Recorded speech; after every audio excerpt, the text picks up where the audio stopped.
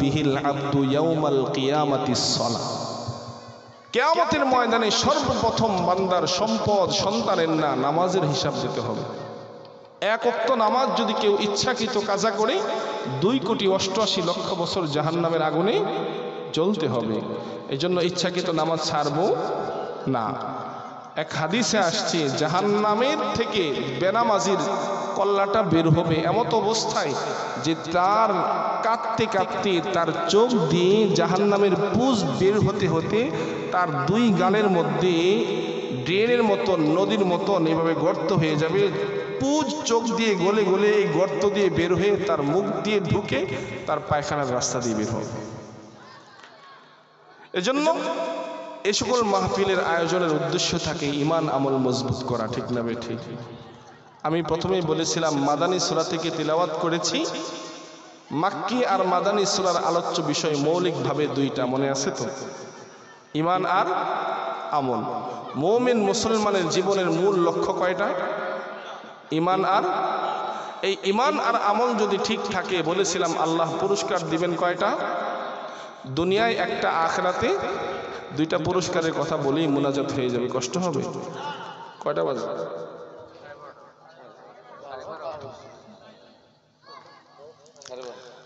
এই 2টা পুরস্কার বলতে সর্বোচ্চ 3 থেকে 4 মিনিট সময় লাগবে।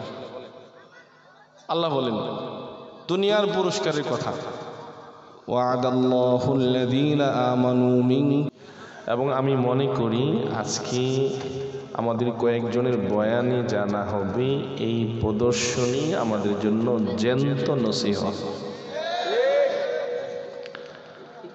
প্রথমে সালাম দিয়েছিলাম, আসসালাম কবলাল কালাম, সালাম কথা বলার আগে, এটা সুন্নত। এখন যেটা সালাম দিব এটা হলো তালিম, সবাই আবার সালাম দিচ্ছি, সালামের সব দিবেন। আসসালামু আলাইকুম ওয়া রাহমাতুল্লাহি ওয়া বারাকাতুহু।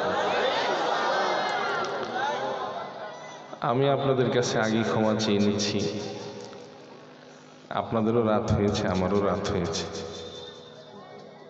তো যতটুকু সময় কথা হবে আমরা মন দিয়ে শুনব।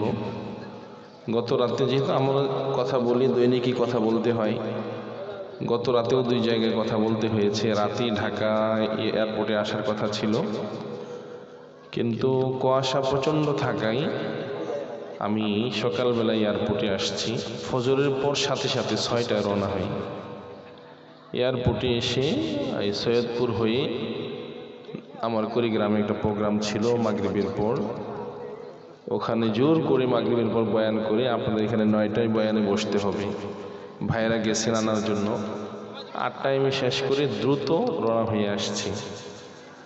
এতটুকু বলতেছি এই জন্য যে দিনের জন্য ওলামায়ে কেরামের কুরবানিগুলো আপনাদের স্মরণ থাকা।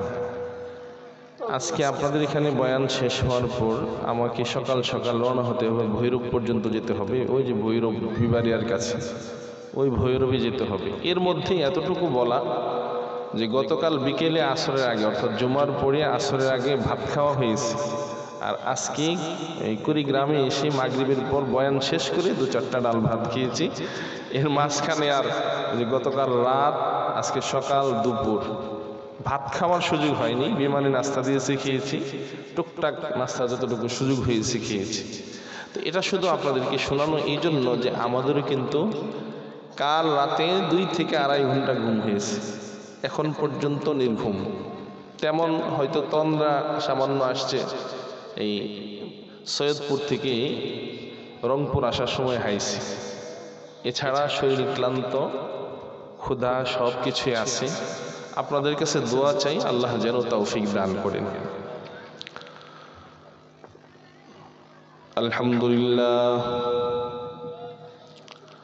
আলহামদুলিল্লাহি নাহমাদুহু ওয়া নাস্তাঈনুহু ওয়া নাস্তাগফিরুহু ওয়া নু'মিনু বিহি ওয়া নাতাওয়াক্কালু আলাইহি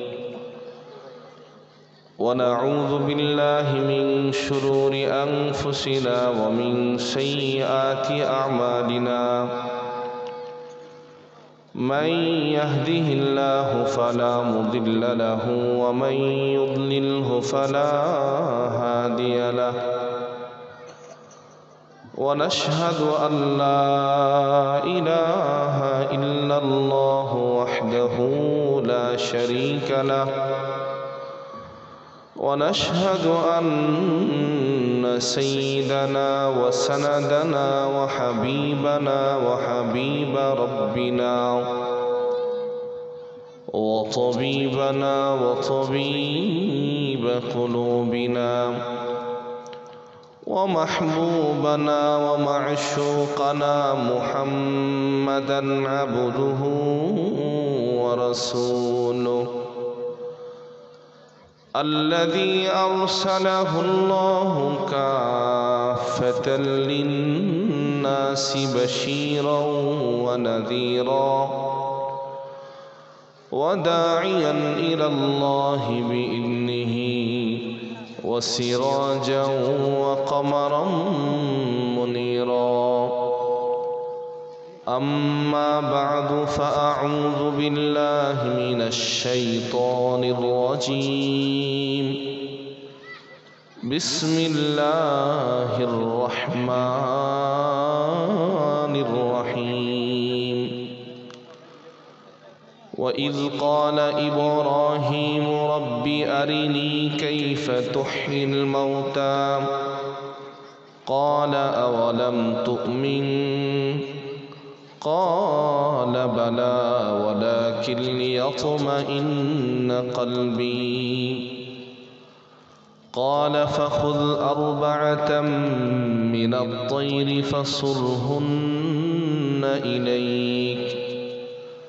فصرهن إليك ثم اجعل على كل جبل منهن جزءا ثم ادعهن يأتينك سعيا واعلم أن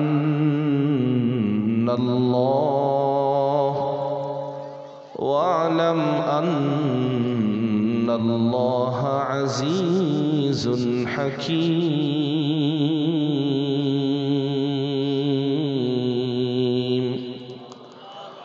وقال رسول الله صلى الله عليه وسلم أكثروا ذكر هذه اللذات الموت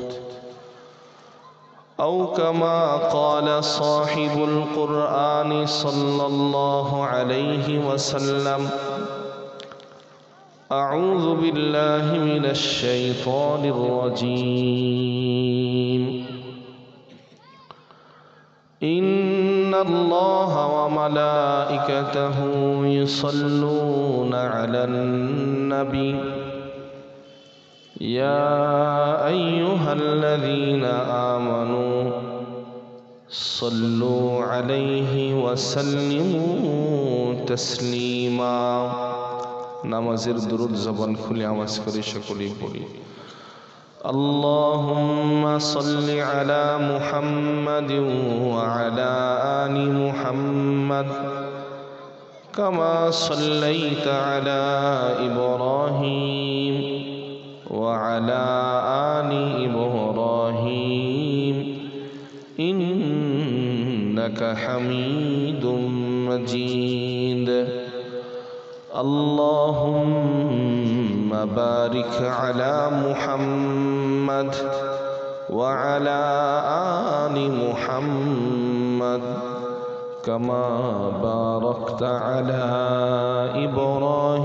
إبراهيم وعلى آل إبراهيم إنك حميد مجيد بلغ العلا بكماله كشف الدجى بجماله حسنت جميع خصاله صلوا عليه وآله عاشقوں کا دل بنایا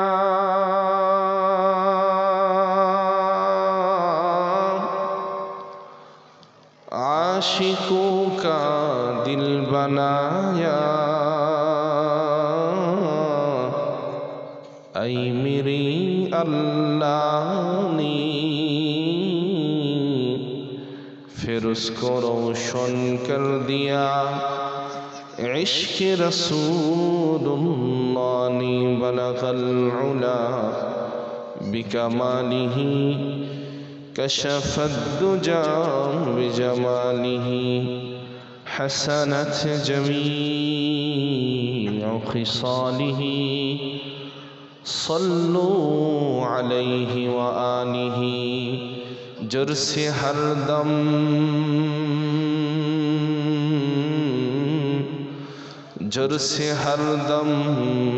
बगूयद अन्नहू नगूयद टुन टुना टुन टुन टूटू ला इलाहा इल्लल्लाह। मोहब्बत ज़बान खुले आवाज़ करी सकली पूरी ला इलाहा इल्लल्लाह ला इलाहा इल्लल्लाह ला इलाहा इल्लल्लाह। अल्लाह अल्लाह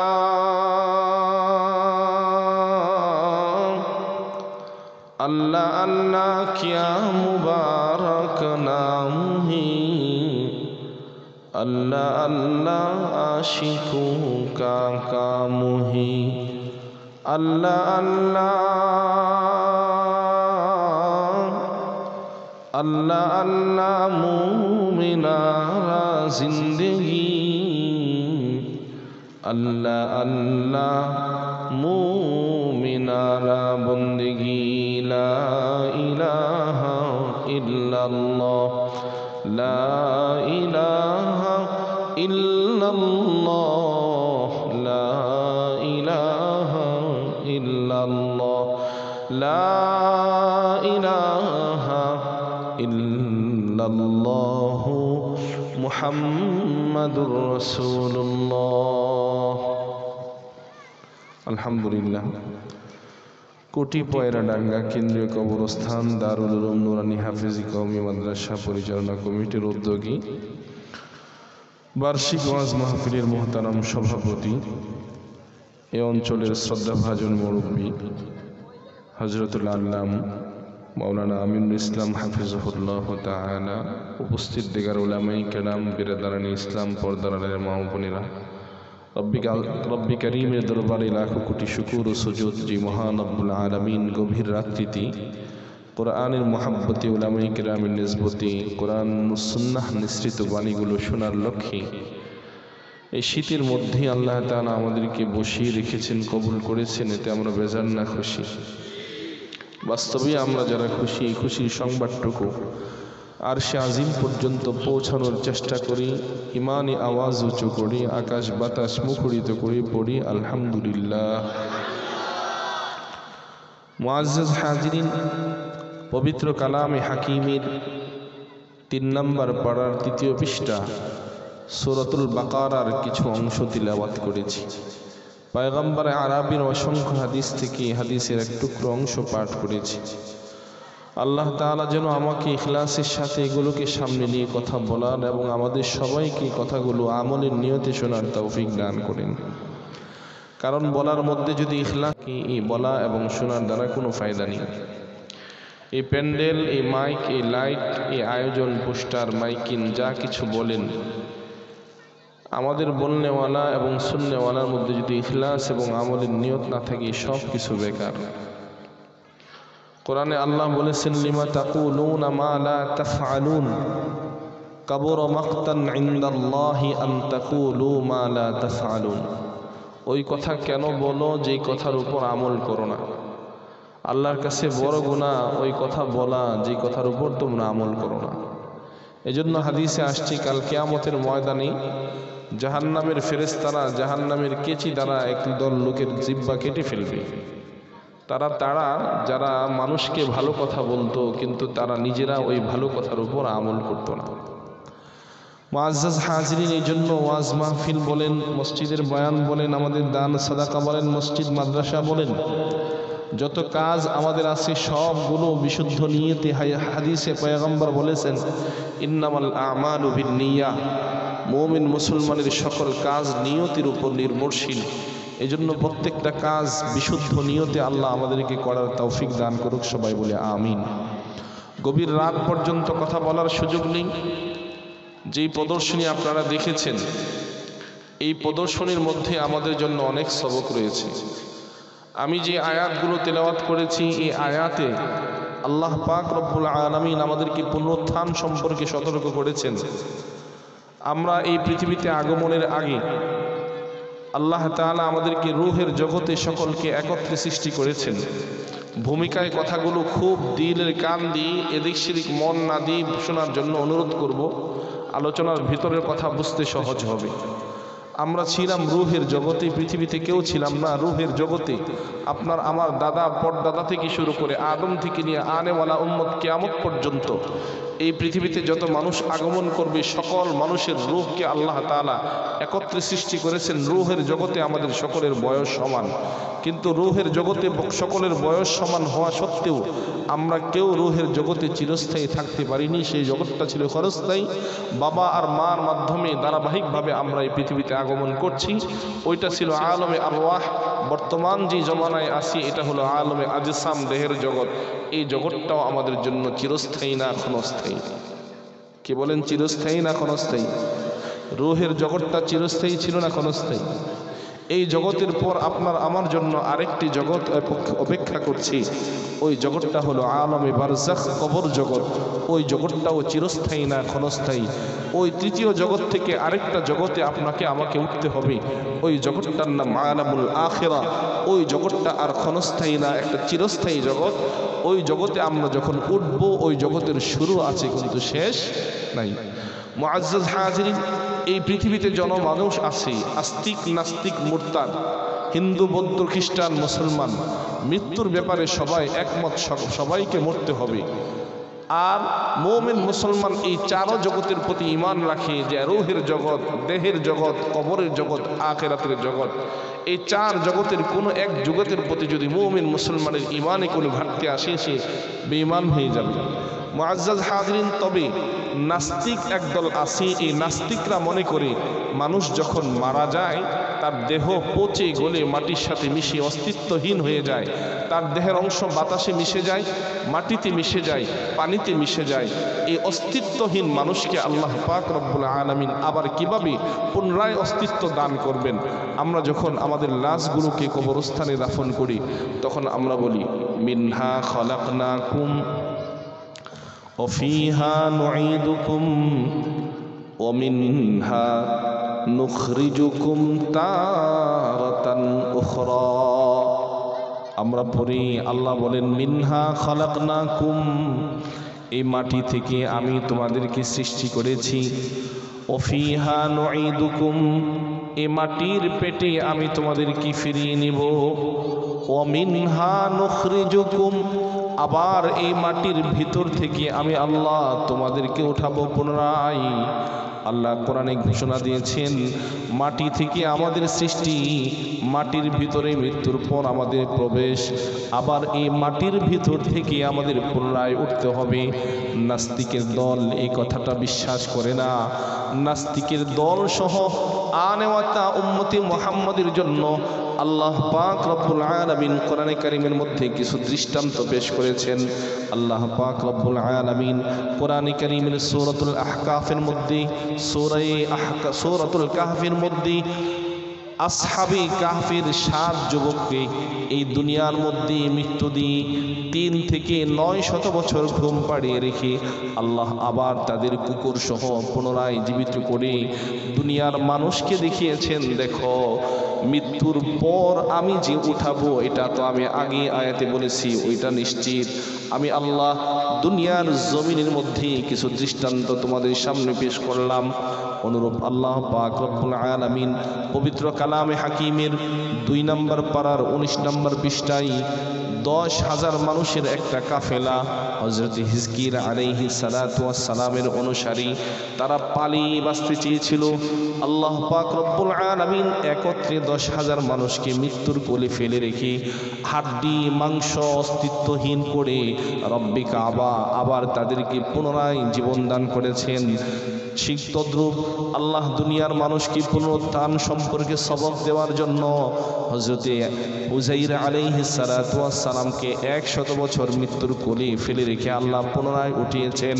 অনুরূপ আরেকটি দৃষ্টান্ত আল্লাহ পাক রব্বুল আলামিন আমি যে আয়াত তিলাওয়াত করেছি এই আয়াতগুলোর মধ্যে খলিলুল্লাহ ইব্রাহিম খলিল আল্লাহর একজন জলিলুল কদর পয়গম্বর, এই পয়গম্বরের সামনে আল্লাহ পাক পুনরুত্থানের একটা চমৎকার দৃষ্টান্ত পেশ করেছেন। ওই দৃষ্টান্তের ঘটনাটাই আমাদের আজকের মূল লক্ষ্য এবং উদ্দেশ্য। তবে মুআজ্জাজ হাজিরিন, সময় যেহেতু স্বল্প, আমার কথার পিঠে কথা দ্রুত বলতে হচ্ছে, সুর দিয়ে সময় নিয়ে কথা বলার সুযোগ নিয়ে আপনারা বিরক্ত হচ্ছেন। মুআজ্জাজ হাজিরিন, তবে আমার মূল আলোচনায় আসার আগে আজকের যে প্রদর্শনী আমরা দেখলাম এবং হুজুর আমাকে দুইটা বিষয়ে অনুরোধ করেছেন, এই দুইটা বিষয়ে কথা বলি আমি এরপর মূল আলোচনায় আসব। তবে মনে রাখেন, আমি যে সূরা থেকে তেলাওয়াত করেছি সূরাতুল বাকারা মাদানিয়া, মদিনায় অবতীর্ণ একটি সূরা। কোরআনে কারিমে আল্লাহ পাক রব্বুল আলামিন মোট 114 সূরা নাজিল করেছেন। সূরাগুলো দুই ভাগে বিভক্ত, মাক্কি এবং মাদানী। মাক্কি সূরার মৌলিক আলোচনা হলো ঈমান সংক্রান্ত, সংক্ষেপে বলছি। মাদানী সূরার মৌলিক আলোচনা হলো আমল সংক্রান্ত। এবার আমার কথা বুঝে থাকলে বলেন, পবিত্র কোরআনের 30 পাড়ায় 6666 খানা আয়াতের মধ্যে মূলত আল্লাহ পাক রব্বুল আলামিন দুইটা বিষয়ে আলোচনা করেছেন। কয়টা বিষয়? এক হলো মাক্কি সূরায় ঈমান, দ্বিতীয় হলো মাদানী সূরায় আমল। মুআজ্জাজ হাজিরিন, এই ঈমান আর আমল মুমিন মুসলমানের সবচেয়ে দামি দুইটা সম্পদ। আওয়াজ করে বলুন ঠিক না ঠিক? মুমিন মুসলমানের যদি ঈমান ঠিক হয়, আমল ঠিক হয়, আল্লাহ বলেন মুমিন মুসলমানকে আমি আল্লাহ দুইটা পুরস্কার দেব। কয়টা পুরস্কার? দুইটা। একটা পুরস্কার দুনিয়ায় আর একটা পুরস্কার আখিরাতে। এই দুইটা পুরস্কারের কথা আলোচনার একেবারে শেষে বলবো, মনে থাকবে কথা? এই দুইটা পুরস্কারের কথা সব পড়ে বলবো। তবে আল্লাহ পাক রব্বুল আলামিন আমাদেরকে দুনিয়ায় প্রেরণ করেছেন। আমাদের সামনে অনেক মুসিবত, বিপদ, বালা মুসিবত আসে কি আসে না? অনেক সময় আমরা এই সকল বালা মুসিবত, বিপদ থেকে বাঁচার জন্য উলামায়ে হক্কানির কাছে দ্বারস্থ হই, যার ফুকের জন্য পানি নিয়ে আসি। সর্বপ্রথম আমি আপনাদেরকে একটা আমলের কথা বলবো, যে আমলটা আল্লাহর হাবিবের সাহাবী, স্বপ্নে যোগী আল্লাহর হাবিবের সাহাবীরা জিন্নাতদের থেকে পেয়েছে। আল্লাহর নবীর একজন সাহাবী, নাম তার হযরত আবু আইয়ুব আনসারী রাদিয়াল্লাহু তাআলা আনহু। আরেকজন সাহাবী হযরত উবাই ইবনে কাব রাদিয়াল্লাহু তাআলা আনহু। নবীজি একবার হযরত উবাই ইবনে কাব রাদিয়াল্লাহু তাআলা আনহুর কাছে এসে বলেন, উবাই, তুমি আমাকে একটু কোরআন শরীফ পড়ে শোনাও। বলেন না সুবহানাল্লাহ। হযরত উবাই ইবনে কাব রাদিয়াল্লাহু তাআলা আনহু বলেন, ইয়া রাসূলুল্লাহ, ইয়া হাবিবাল্লাহ, আপনার উপর স্বয়ং আল্লাহ কোরআন নাজিল করেছেন। জিবরাইল যেভাবে কোরআন পড়েন আপনি সেভাবে কোরআন পড়তে পারেন, জিবরাইল থেকে শুনেছেন। আমি আপনার সামনে কিভাবে তেলাওয়াত করি? আল্লাহর হাবিব বললেন, আল্লাহ তাআলা বলেছেন আমি যেন তোমার কণ্ঠে জিবরাইলের সুরে নেই হুবহু ওইভাবে কোরআনে কারিমের তেলাওয়াত শুনি।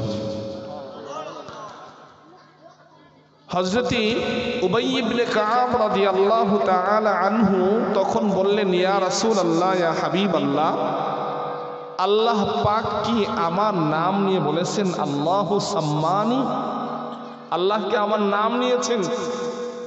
হযরত উবাই ইবনে কাব রাদিয়াল্লাহু তাআলা আনহুর প্রশ্নের জবাবে পয়গম্বর আরবি বলেন, আল্লাহু সাম্মাকা উবাই, আল্লাহ রাব্বুল আলামিন তোমার নাম নিয়ে বলেছেন তুমি যেন আমাকে কোরআনে কারীম তেলাওয়াত করে শোনাও। আর আস্তে বলেন সুবহানাল্লাহ। কারণ আপনারা তো সুর দিয়ে চিল্লায় না ওয়াজ করলে সুবহানাল্লাহ আলহামদুলিল্লাহ বলে অভ্যস্ত না। মুআজ্জাজ হাজিরিন, এবার হযরতে আবু আইয়ুব হযরতে উবাই ইবনে কাব রাদিয়াল্লাহু তাআলা আনহুকে তেলাওয়াতের পর পয়গম্বর বলেন, উবাই, বলো তো দেখি কোরআনে কারীমের মধ্যে সবচেয়ে গুরুত্বপূর্ণ অংশ কোনটি? হযরত উবাই ইবনে কাব রাদিয়াল্লাহু তাআলা আনহু বলেন, ইয়া রাসূলুল্লাহ, ইয়া হাবিবাল্লাহ, আল্লাহু ওয়া রাসূলুহু আ'লাম, আল্লাহ এবং তার রাসূলই ভালো বলতে পারবেন। তিনবার জিজ্ঞেস করার পর উবাই ইবনে কাব বললেন, ইয়া রাসূলুল্লাহ, ইয়া হাবিবাল্লাহ, কোরআনের সবচেয়ে গুরুত্বপূর্ণ অংশ হলো আয়াতুল কুরসি। আওয়াজ করে বলুন কোনটা? আয়াতুল কুরসি। আল্লাহর হাবিব বললেন, তুমি সঠিক বলেছ। একদিন ফজরের নামাজের পর হযরত উবাই ইবনে কাব রাদিয়াল্লাহু তাআলা আনহু মসজিদে নববীতে পয়গম্বর আরবির সামনে এসে বলেন, ইয়া রাসূলুল্লাহ, ইয়া হাবিবাল্লাহ, প্রতিদিন বাগান থেকে খেজুর পেড়ে ঝুপড়ির মধ্যে খেজুর রাখি, সকালবেলা ঘুম থেকে উঠে দেখি আমার ঝুপড়ির খেজুর কমে গিয়েছে। আল্লাহর পয়গম্বর বলেন, মুআজ্জাজ হাজিরিন, হযরত উবাই ইবনে কাব রাদিয়াল্লাহু তাআলা আন রাতের বেলা না ঘুমিয়ে জাগরান হয়েছেন। লক্ষ্য করে দেখেন গভীর রজনীতে যুবক সদৃশ কে যেন তার ঘরে প্রবেশ করেছে, খেজুরের ঝুপড়িতে হাত দিয়েছে। হযরত উবাই ইবনে কাব রাদিয়াল্লাহু তাআলা আনহু বলেন, কে তুমি আমার খেজুরের ঝুপড়িতে হাত দিয়েছো? যুবক থমকে দাঁড়িয়েছে, বলতেছে, তুমি কি জিন না মানুষ, আমাকে আগে বলো। যুবক জবান খুলে বলি, ওগো আল্লাহর হাবিবের সাহাবী উবাই ইবনে কাব, যেহেতু তুমি আমাকে প্রশ্ন করে বসেছো আমি জিন না মানুষ, তবে শুনে রাখো আমি মানুষ না, আমি একজন জিন। আওয়াজ করে পড়ুন আল্লাহু আকবার। আরো জোরে পড়ুন আল্লাহু আকবার। আরো আওয়াজ দিয়ে বলুন আল্লাহু আকবার। আরো ইমানে আওয়াজে বলুন আল্লাহু আকবার। আল্লাহর হাবিবের সাহাবী উবাই ইবনে কাব রাদিয়াল্লাহু তাআলা আনহু এবার জিনের সাথে কথোপকথন শুরু করেছেন। বলে, তুমি যদি সত্যিকারে জিন হয়ে থাকো, তোমার হাতটা আমার ডান হাতের উপরে রাখো। জিন এবার তার হাতটা উবাই ইবনে কাব রাদিয়াল্লাহু তাআলা আনহুর ডান হাতের উপর রেখেছি। মুসনাদে আহমদ শরীফের বর্ণনায় আসছে, হযরত উবাই ইবনে কাব রাদিয়াল্লাহু তাআলা আনহু লক্ষ্য করে দেখেন তার ডান হাতের উপরে জিনের হাতের মধ্যে পর্যাপ্ত পরিমাণে পশম। কারণ মুআজ্জাজ হাজিরিন, মানুষের শরীরে যে পরিমাণে পশম, এর চেয়ে জিন্নাতের শরীরে পশমের সংখ্যা আরো বেশি। কারণ পয়গম্বর সুলাইমান আলাইহিস সালাতু ওয়াস সালাম যখন সাবা নগরী বিজয় করেছেন, সাবা নগরীর বাদশা রানী বিলকিস পয়গম্বর সুলাইমান আলাইহিস সালাতু ওয়াস সালামের দরবারে যখন রওনা হয়েছে, তখন তার দরবারে যেহেতু পয়গম্বরের কথা জিন শুনতো, বাতাস শুনতো, পাখিরা শুনতো, জিনেরা ভয় পেয়েছে পয়গম্বরের দরবারে যদি রানী বিলকিস আত্মসমর্পণ করে সেই কালেমা পড়ে মুসলমান হয়, সম্ভাবনা রয়েছে পয়গম্বর সুলাইমান রানী বিলকিসকে বিয়ে করবেন। জিন্নাতেরা ভয় পাচ্ছিল পয়গম্বর সুলাইমান আলাইহিস সালাতু ওয়াস সালাম যদি রানী বিলকিসকে বিয়ে করে, তাহলে আমাদের জিনদের ক্ষমতা শক্তি আরো লোপ পাবে। জিনেরা পয়গম্বর সুলাইমানের কানে কানে বলল, পয়গম্বর, রানী বিলকিস যে আপনার কাছে আসতেছি, সাবধান, এই রানী বিলকিস কোনো মানুষের বংশে না, সে কিন্তু জিন্নাতদের বংশের। কারণ তাফসীরে কিতাবের মধ্যে আসছে, আল্লাহু আ'লামু বিস-সাওয়াব, রানী বিলকিসের মা ছিল জিন, বাবা ছিল মানুষ। এই কথা বলার পর পয়গম্বর সুলাইমান সন্দেহের মধ্যে পড়ে গেলেন। পয়গম্বর সুলাইমান চিন্তা করলেন, আসলে সে মানুষ না জিন, বুঝবো কি করে? কারণ মানুষের চেয়ে জিন্নাতের শরীরের মধ্যে পশম বেশি থাকে। পয়গম্বর সুলাইমান আলাইহিস সালাতু ওয়াস সালাম পরীক্ষা করার জন্য নিজের পাশ ভবনের সামনে একটি সুইমিং পুল স্থাপন করলেন। ভিতরে মাছ দিলেন, কচুরি পানা দিলেন, উপরে স্বচ্ছ কাঁচ দিয়ে ঢেকে দিলেন। রানী বিলকিস জন্য একে একে পয়গম্বর সুলাইমান আলাইহিস সালাতু ওয়াস সালামের রাজমহলের দিকে অগ্রসর হচ্ছে। পানির ফোয়ারা সামনে আসছে, যেই মাত্র পানি দেখেছে, মহিলা মানুষ পানি সামনে দেখলে উপরে উঠানো শুরু করেছি। পয়গম্বর সুলাইমান আলাইহিস সালাতু ওয়াস সালাম লক্ষ্য করে দেখে রানী বিলকিসের পায়ের মধ্যে পশম আছে কিনা। মুআজ্জাজ হাজিরিন, এটা আমাদের আলোচনার মূল বিষয় না। বলতেছিলাম হযরতে উবাই ইবনে কাব রাদিয়াল্লাহু তাআলা আনহু তার হাতের মধ্যে যখন জিনের হাত রেখেছে, জিনের হাতের মধ্যে উনি লক্ষ্য করে দেখলেন পশমের পরিমাণ অনেক বেশি। হযরত উবাই ইবনে কাব রাদিয়াল্লাহু তাআলা আনহু এবার জিনকে ডাক দিয়ে বলেন, তুমি যদি বাস্তবে জিন হও, তোমার হাতে তো পশমের সংখ্যা অনেক বেশি, তোমার কাছে আমি জানতে চাই, বলো তো দেখি তোমাদের এই জিন্নাতদের অনিষ্টতা থেকে, তাদের আক্রমণ থেকে বাঁচার উপায় কি? ইমানদার মুসলমান আল্লাহর গোলাম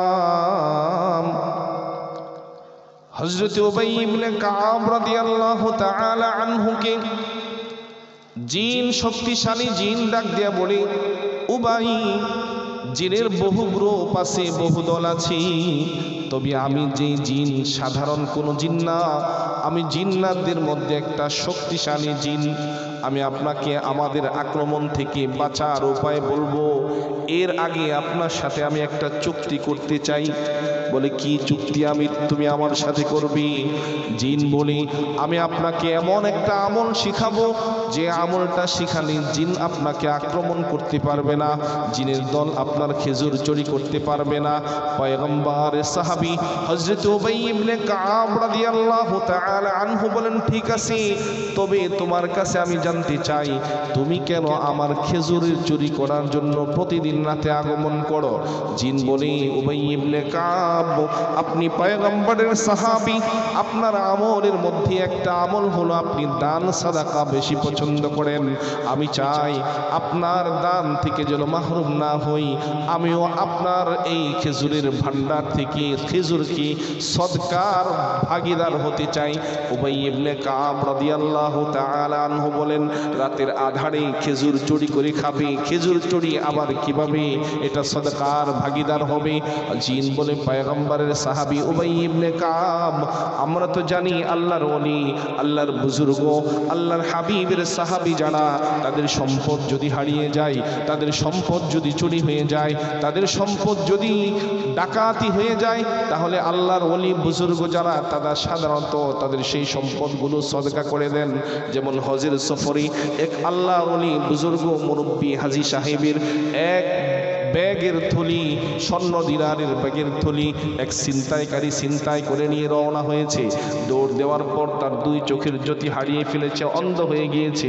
মনে মনে ভাবতেছে, হায়, যার থলি চুরি করেছি, হয়তো লোকটা আল্লাহর কোনো আল্লাহওয়ালা বুজুর্গ হবেন, না হয় তার থলি চুরি করার কারণে 1-2 বছর না, বছরের পর বছর চুরি করি, কোনোদিন পর্যন্ত চুরির পর চোখ অন্ধ হয়নি, চোখে ঘোলা দেখিনি। আজকে তার থলি চুরি করেছি, নিশ্চয় তিনি কোনো আল্লাহওয়ালা বুজুর্গ হবেন, না হয় তার চুরি করার পর আমার চোখ অন্ধ হওয়ার কথা। মুআজ্জাজ হাজিরিন, এবার ছিনতাইকারী আশপাশের লোকদেরকে বলতেছে, লোকেরা, আমি যার স্থলি চুরি করেছি সেখানে আমার নিয়ে যাও, চোখ অন্ধ হয়ে গিয়েছে, একা যেতে পারবো না। মনে হচ্ছে লোকটা কোনো আল্লাহওয়ালা বুজুর্গ হবেন, তাকে ধরে সেখানে নিয়ে আসা হলো। এসে দেখা হলো সেখানে একজন মুচির কাজ করে। লোকেরা বলল, এখানে কি একজন মুরব্বী আসেন? লোকেরা বলে, এখানে কি একজন মুরব্বী আসেন? মুচি বলে, হ্যাঁ, প্রত্যেক নামাজের সময় তিনি এখানে আগমন করেন, অপেক্ষা করেন, আসরের নামাজের সময় হলে তিনি আগমন করবেন, আসরের নামাজের সময় হলে তিনি আগমন করেন। এবার অন্ধ ছিনতাইকারী লোকের পায়ে পড়ে বলে, হুজুর, বুজুর্গ আল্লাহওয়ালা হাজী সাহেব, আমি আপনার ব্যাগ ছিনতাই করেছি, আমার ভয় হচ্ছে, আপনি একজন বুজুর্গ আল্লাহওয়ালা মানুষ, আপনার কাছে মাফ চাই, আপনি আমাকে ক্ষমা করে দিন। আল্লাহওয়ালা বুজুর্গ বলেন, ঠিক আছে, তুমি আমার কাছে ক্ষমা চাচ্ছ, তুমি যখন আমার ব্যাগ নিয়ে রওনা হয়েছ ঠিক তখনই আমি তোমাকে ক্ষমা করে দিয়েছি। চিল্লা বলেন না আল্লাহু আকবার। ইমানদার মুসলমান আল্লাহর গোলাম, এবার ছিনতাইকারী হাজী সাহেবকে ডাক দিয়ে বলেন, হাজী সাহেব ব্যাপার কি, আপনি ব্যাগ ছিনতাই করার সাথে সাথে ক্ষমাই করে দিয়েছেন, এর রহস্য কি? হাজী সাহেব বলেন, শোনো, উলামায়ে হক্কানির কাছে শুনেছি কাল কিয়ামতের ময়দানে আল্লাহর আদালতে যখন মামলা দায়ের হয়ে যাবে, যতক্ষণ পর্যন্ত না এই উম্মতে মুহাম্মাদের একজন উম্মতের মামলা মোকদ্দমা বিচার আচার শেষ না হবে, কাউসারওয়ালা নবী, মদিনাওয়ালা নবী, আরশে আজিমের মালিকের পয়গম্বর আল্লাহর হাবিব মুহাম্মদুর রাসূলুল্লাহ ততক্ষণ পর্যন্ত জান্নাতে পা রাখবেন না। আমি চিন্তা করলাম তুমি আমার থলি ছিনতাই করেছো, এই মামলা যদি আল্লাহর আদালতে কায়েম হয়ে যায়, আমার আর তোমার মামলা মীমাংসা হতে যতটুকু সময় লাগবে ততটুকু সময় পর্যন্ত আমার কলিজার টুকরো নবী, প্রিয় নবী মুহাম্মদ আরবি সাল্লাল্লাহু আলাইহি ওয়াসাল্লামের জান্নাতে প্রবেশ করতে বিলম্ব হবে। আমি চাই না আমার এই থলি চুরির মামলার কারণে আমার পয়গম্বর খলিল, আমার পয়গম্বর আল্লাহর দুস্ত মদিনাওয়ালা কাউসারওয়ালা নবীর আমার মামলা মোকদ্দমা শেষ হতে বিলম্ব হওয়া পর্যন্ত আল্লাহর হাবিবের জান্নাতে প্রবেশ করা বিলম্ব হবে। এই জন্য আমি সাথে সাথেই তুমি থলি চুরি করার সাথে সাথে আমি তোমাকে মাফ করে দিয়েছি। মনে রেখো, আমি মদিনাওয়ালার সাথে আমার সম্পর্ক, রাতের বেলা আমি যখন ঘুমাই আমি মদিনাওয়ালা নবীকে স্বপ্নে দেখতে পাই। মুআজ্জাজ হাজিরিন, তাহলে বোঝা গেল আল্লাহওয়ালা বুজুর্গ যারা তাদের সম্পদ চুরি হলে হারালে তারা মাফ করে দেন, সাদাকা করে দেন। জিন হযরত উবাই ইবনে কাব রাদিয়াল্লাহু তাআলা আনহুকে বলেন, কথা মনে আছে তো? আমরা জানি আপনারা সদকা করে দেন, এই জন্য আপনার খেজুর খেতে আসি। মুআজ্জাজ হাজিরিন, এবার উবাই ইবনে কাব রাদিয়াল্লাহু তাআলা আনহু জিনকে বলেন, ঠিক আছে তোমাকে আমি আজকের মতন ছেড়ে দেব, তবে তুমি আমাকে বলো তোমাদের আক্রমণ থেকে বাঁচার উপায় কি? জিনের সর্দার তখন বলে, আপনি যখন আপনার রাতের বেলা খেজুরের থলির মধ্যে খেজুর রাখবেন, রাখার সময়ে কোরআনে কারীমের সূরা বাকারার 3 নম্বর পারার প্রথম পৃষ্ঠার আয়াতুল কুরসি পড়ে আপনি থলির মধ্যে খেজুর রাখবেন। মানুষ বলেন, জিন বলেন, কারো বাবার ক্ষমতা নাই আপনার থলি থেকে খেজুর চুরি করে খাবে। চিল্লা পড়েন না আল্লাহু আকবার।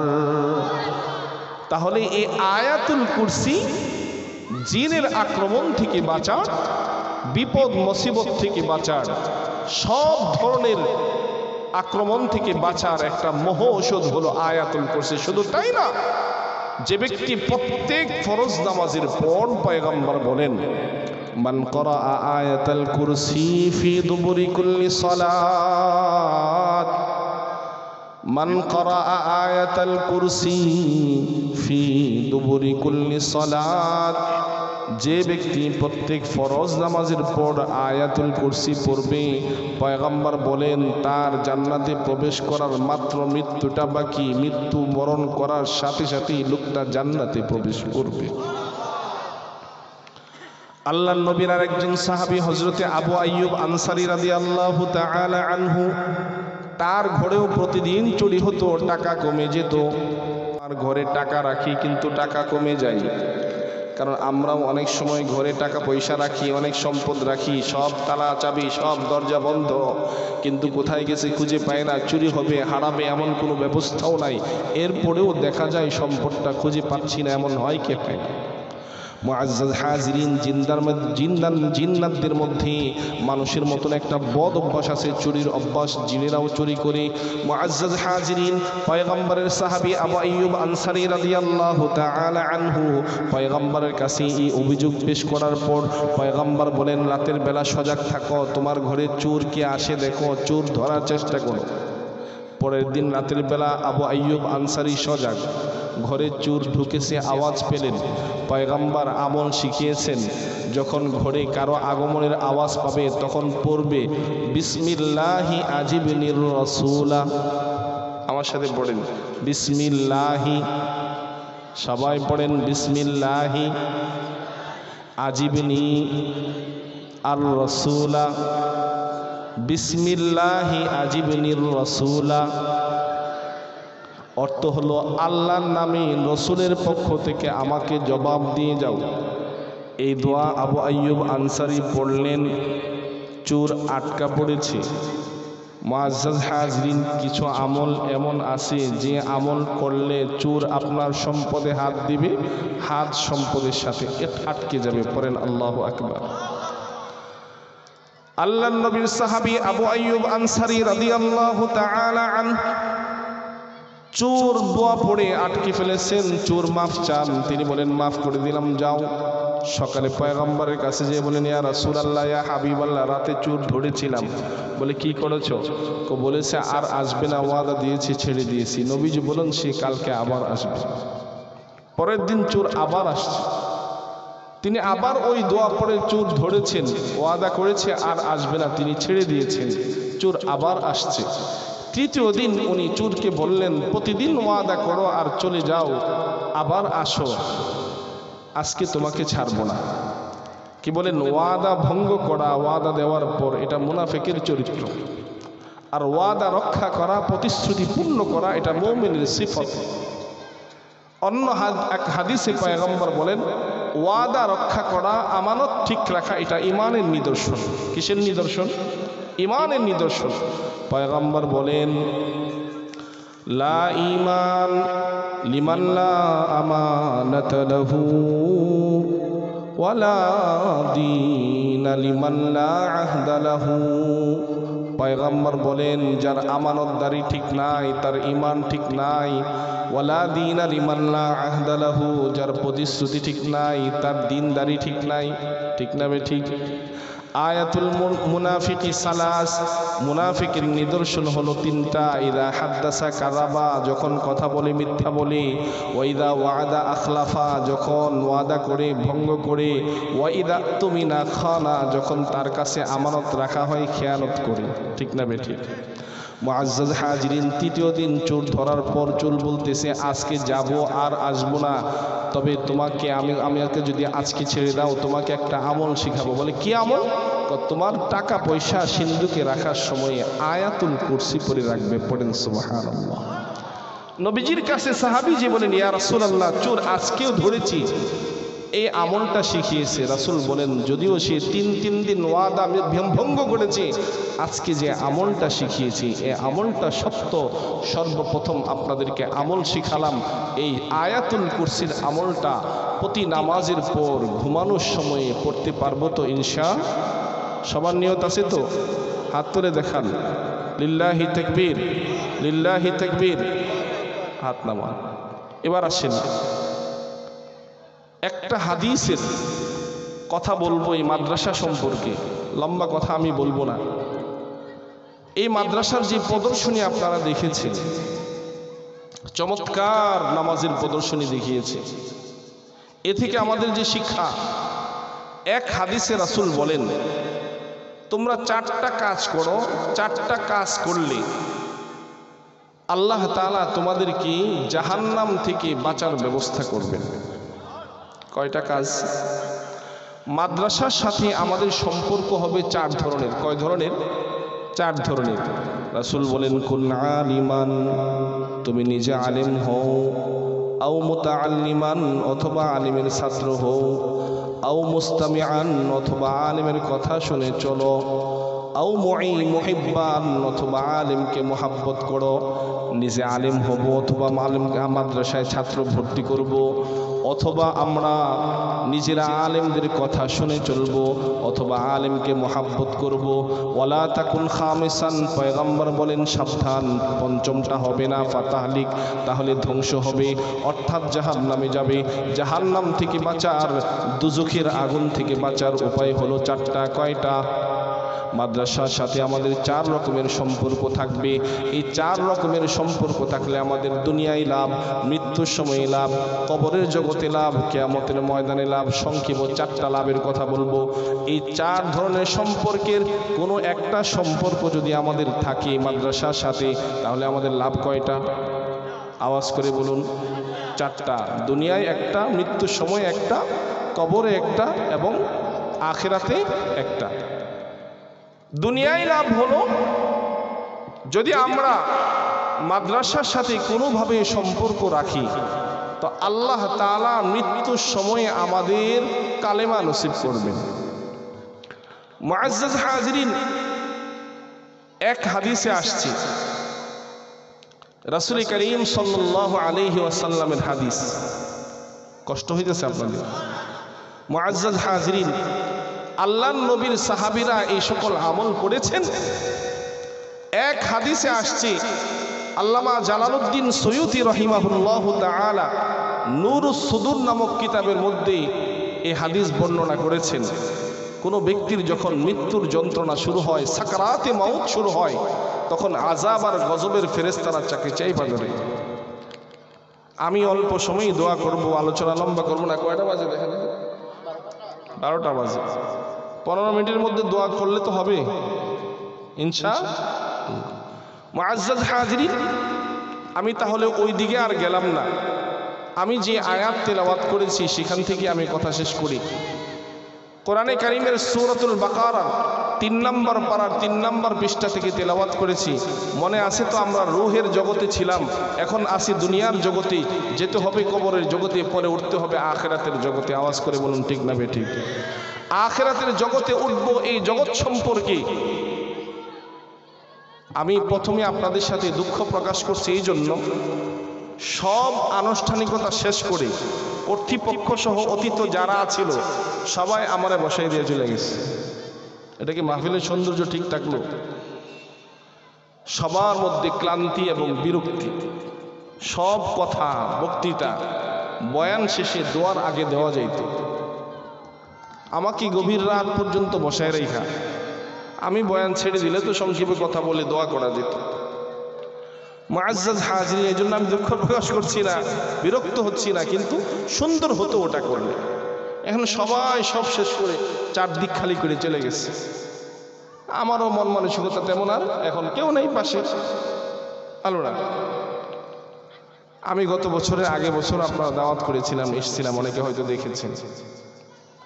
আজকে দিল খুলে প্রাণ ভরেই কিছু কথা বলার ইচ্ছা ছিল, কিন্তু আসলে রাত 12টার পরে সেই এনার্জি কারো মধ্যে আর থাকে না। আপনারা চাচ্ছেন কখন দ্রুত কি 2-4টা চমৎকার সুর আর গুরুত্বপূর্ণ কথা হুজুরে ইডালের পর ইডাল মাইরা আমাদেরকে শোনায় দেখে একটা দোয়া দিয়ে যাবে। মুআজ্জাজ হাজিরিন, আলোচনার এবং প্রোগ্রামের কিছু সৌন্দর্য আছে, তবে আমি যেখান থেকে তিলাওয়াত করেছি এতটুকু শেষ করে আলোচনা শেষ করছি। পুনরুত্থান সম্পর্কে আল্লাহ তাআলা কোরআনে কারিমে অনেকগুলো দৃষ্টান্ত পেশ করেছেন। এর মধ্যে একটা দৃষ্টান্ত হলো আল্লাহর নবী হযরত ইব্রাহিম খলিলুল্লাহ আল্লাহর কাছে একবার আবেদন করেছেন, আল্লাহ আপনি মানুষকে মৃত্যু দেওয়ার পর পুনরায় আবার কিভাবে উঠাবেন আমাকে দেখান। পয়গম্বর খলিল কোরআনে আসছে, আল্লাহর কাছে আবেদন করেছেন, وَإِذْ قَالَ إِبْرَاهِيمُ رَبِّ أَرِنِي كَيْفَ تُحْيِي الْمَوْتَى قَالَ أَوَلَمْ تُؤْمِنْ قَالَ بَلَى وَلَكِنْ لِيَطْمَئِنَّ قَلْبِي। পয়গম্বর আরবি ইব্রাহিম খলিলুল্লাহ বলেন, আল্লাহ আরিনি আমাকে দেখান, কাইফা তুহিল মাউতা আপনি কিভাবে মৃতকে জীবিত করবেন। আল্লাহ বলেন, আওয়ালাম তুমিন তোমার কি ব্যাপারে কোনো বিশ্বাসের কমতি আছে? নবী বলেন, ক্বালা বালা না আমি ঈমান এনেছি, ওয়ালাকিন লিয়াতমাইন্না কলবি আমার মনের শান্তির জন্য দেখতে চাই আপনি কিভাবে মৃত্যুর পর আবার জীবিত করবেন। পয়গম্বর ইব্রাহিম খলিলুল্লাহ এই আবেদন আল্লাহর কাছে কখন করেছেন? তাফসীরে কিতাবের মধ্যে পাওয়া যায়, পয়গম্বর ইব্রাহিম একদিন নদীর পাড় দিয়ে হাঁটতেছেন, লক্ষ্য করে দেখেন একটা মৃত জানোয়ার নদীর পাড়ে পড়ে আছে।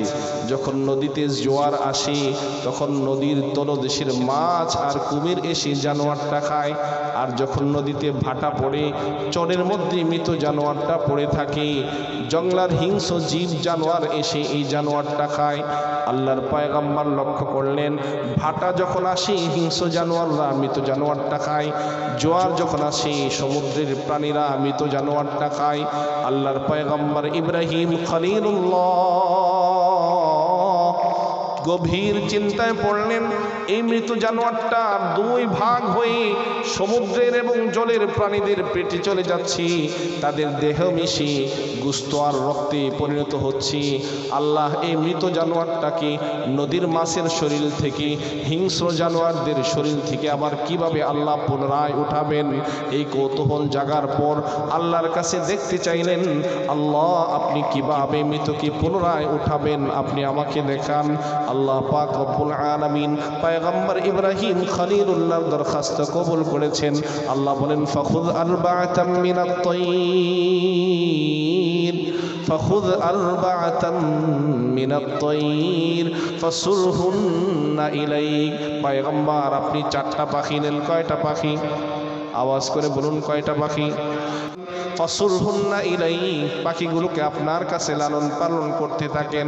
পয়গম্বর 4টা পাখি নিলেন। তাফসীরে কিতাবের মধ্যে আসছে উট ও ময়ূর, কবুতর, কাক এবং মোরগ। ময়ূর, কবুতর, কাক, মোরগ 4টা পাখি নিয়ে পয়গম্বর ইব্রাহিম নিজের কাছে পালতে শুরু করলেন। কারণ পশু পাখি কিছুদিন পাললে সেগুলো আমাদের পাল মানে, ডাক দিলেই নাম নিয়ে ছুটে আসি। এবার পয়গম্বরকে ইব্রাহিম বললেন, সুম্মা দুউহুন্না ইয়াতিনাকা সাইয়া ফাসুরহুন্না ইলাইকা সুম্মা জাআল আলা কুল্লি জাবালিন মিনহুন্না জুজআ সুম্মা দুউহুন্না ইয়াতিনাকা সাইয়া। এবার আপনি 4টা পাখিকে জবাই করেন। জবাই করে 4টা পাখির গোশতগুলো কেটে 4টাকে একত্রে মিশান। মিশিয়ে 4টা পাখির গোশতগুলো 4 পাহাড়ে আপনি ছড়িয়ে ছিটিয়ে দেন। পয়গম্বর ইব্রাহিম আল্লাহর হুকুমে করলেন। 4টা পাখিকে জবাই করে গোশতগুলো একটা গোশত আর একটা গোশতের সাথে মিশ্রণ করে 4 পাহাড়ে ছড়িয়ে ছিটিয়ে দিলেন। এবার আল্লাহর হুকুমে বললেন, পয়গম্বর আপনি এবার পাখিগুলোকে রাখতেন। পয়গম্বর ইব্রাহিম আলাইহিস সালাতু ওয়াস সালাম এবার এক একটা পাখির নাম নিয়ে বললেন, ময়ূর আসো, কবুতর আসো, কাক আসো, মোরগ আসো। মুআজ্জাজ হাজিরিন, আল্লাহর হুকুমে ময়ূরের হাড্ডিগুলো এক একটা হাড্ডির সাথে লেগে, ময়ূরের গোশতগুলো এক একটা গোশতের সাথে লেগে, হাড্ডির উপর গোশত লেগেছে, গোশতের উপর চামড়া লেগেছে, চামড়ার মধ্যে পশম হয়েছে, পশম হয়ে পূর্ণ একটি ময়ূরের আকৃতি ধারণ করেছে। এভাবে কবুতর একটি পূর্ণ কবুতরের আকৃতি ধারণ করেছে, কাক পূর্ণ একটি কাকের আকৃতি ধারণ করেছে, মোরগ একটি পূর্ণ মোরগের আকৃতি ধারণ করেছে। মুআজ্জাজ হাজিরিন, এবার 4টা পাখি পূর্ণ রূপ ধারণ করে এবার পয়গম্বর যখন ডাক দিলেন, মোরগ আসো, মোরগ ক্ষিপ্র বেগে ছুটে আসতেছে। পয়গম্বরকে আল্লাহ বললেন, কল্লাগুলো আপনার হাতে রাখবেন, আপনি যখন বডিটা আসবে বডির মধ্যে কল্লা লাগাইয়া দিবেন। ইব্রাহিম খলিলুল্লাহ চিন্তা করছেন, দেখি ময়ূরের বডির মধ্যে কাকের কল্লাটা লাগানো যায় কিনা। পয়গম্বর ইব্রাহিম বুদ্ধি খাটাইলেন, দেখি কবুতরের বডির মধ্যে কাকের কল্লাটা লাগানো যায় কিনা। যেই মাত্র ময়ূরের বডিটা পয়গম্বরের দিকে দৌড়ে আসতেছে, পয়গম্বর ইব্রাহিম কাকের মাথাটা ময়ূরের বডিতে লাগানোর চেষ্টা করেছেন। চিল্লায়া বললেন আল্লাহু আকবার। ইব্রাহিম খলিলুল্লাহ আল্লাহর সাথে একটু বুদ্ধিতে চালাকি করতে চাইলেন, কিন্তু আল্লাহর হুকুম হয় না। ময়ূরের বডির মধ্যে কাকের মাথা লাগে না, কবুতরের বডির মধ্যে মোরগের মাথা লাগে না। মুআজ্জাজ হাজিরিন, এভাবে পয়গম্বর চেষ্টা করে ব্যর্থ হয়েছেন। যেই মাত্র পয়গম্বর ময়ূরের বডির মধ্যে ময়ূরের মাথাটা লাগালেন, কবুতরের বডির মধ্যে কবুতরের মাথাটা লাগালেন, কাকের বডির মধ্যে কাকের মাথাটা লাগালেন, মোরগের বডির মধ্যে মোরগের মাথাটা লাগাইলেন। বিইজনিল্লাহ, আল্লাহর হুকুমে ময়ূরটা পূর্ণ জীবিত ময়ূর হলো।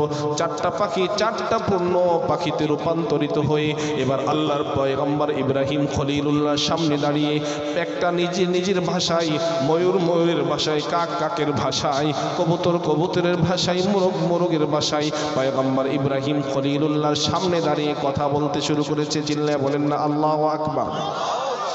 ইমানদার মুসলমান, আল্লাহর গোলাম পয়গম্বর ইব্রাহিম খলিলুল্লাহর সামনে আল্লাহ পাক রব্বুল আলামিন 4টা পাখি জীবিত করে প্রমাণ করেছেন, পয়গম্বর আপনি দেখতে চেয়েছেন কিভাবে আমি পুনরায় মৃত্যুর পর মানুষকে জীবিত করব।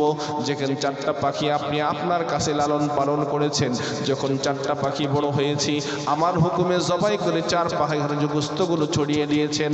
আবার যখন আমার হুকুমে আপনি ডাক দিয়েছেন, 4টা পাখি জীবিত হয়ে দৌড়ে এসেছে, বডিগুলো লাগিয়েছেন, কথা বলতে শুরু করেছে। পয়গম্বর এভাবেই আমি আল্লাহ পাক রব্বুল আলামিন মানুষকে মৃত্যু দেওয়ার পর পুনরায় উঠাবো। হযরত উযাইর আলাইহিস সালাতু ওয়াস সালাম আল্লাহর আরেকজন পয়গম্বর, বনি ইসরাইলের নবী, জেরুজালেমের মসজিদুল আকসার পাশ দিয়ে গমন করে যাচ্ছেন। পয়গম্বর উযাইর আলাইহিস সালাতু ওয়াস সালাম দেখেন জেরুজালেমের একটা গ্রামবাসী পূর্ণ সাদার চাল সহ সমূলে পড়ে আছে। গ্রামবাসী সবাই ধ্বংসস্তূপে পরিণত হয়েছে, একটা মানুষও আর গ্রামে জীবিত নাই, সবাই মারা গিয়েছে। পয়গম্বর হযরত উযাইর আলাইহিস সালাতু ওয়াস সালাম কোরআনের ভাষায় আল্লাহ বলেন, আও কাল্লাযী মাররা আলা ক্বরিয়া ওয়া হিয়া খাফিয়াতুন আলা উরুশিহা ক্বালা আন্না ইউহয়ী হাযিহিল্লাহু বা'দা মাউতিহা ফাআমাতাহু আল্লাহু মিআতা আম সুম্মা বা'আসা ক্বালা কাম লাবিথ ক্বালা লাবিথতু ইয়াওমান আও বা'দা ইয়াওম ক্বালা বাল লাবিথতা মিআতা আম ফানজুর ইলা তাআমিকা ওয়া শারাবিকা লাম ইয়াতাসান্না ওয়ানজুর ইলা হিমারিক ওয়া লিনাজআলাকা আয়াতাল লিন্নাস ওয়ানজুর ইলাল ইযামি কাইফা নুনশিদুহা সুম্মা নাকসুহা লাহমা ফালাম্মা তাবাyyana লাহু ক্বালা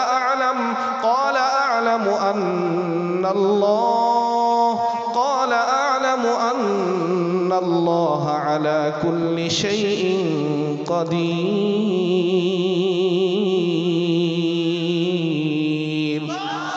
পয়গম্বর উযাইর আলাইহিস সালাতু ওয়াস সালাম গ্রাম দিয়ে রওনা হয়েছেন। গ্রামবাসীকে মৃত্যুর মুখে পতিত দেখে পুরা গ্রামবাসী সবাই মারা গিয়েছে, ছোট বড় নারী পুরুষ কেউ আর জীবিত নাই, ঘর বাড়িগুলো ধ্বংসস্তূপে পরিণত হয়েছে। পয়গম্বর উযাইর কৌতূহল জাগলো, একটা গ্রামের সবাই মারা গিয়েছে, আল্লাহ তাদেরকে পুনরায় কিভাবে উত্থিত করবেন। আল্লাহ কোরআনে ভালোভাবে বলেছেন, আন্না ইউহয়ী হাযিহিল্লাহু বা'দা মাউতিহা, আল্লাহ পাক রব্বুল আলামিন মৃত্যুর পর তাদেরকে পুনরায় আবার কিভাবে উঠাবেন। এই কথাটা পয়গম্বর উযাইর বলতে দেরি হয়েছে।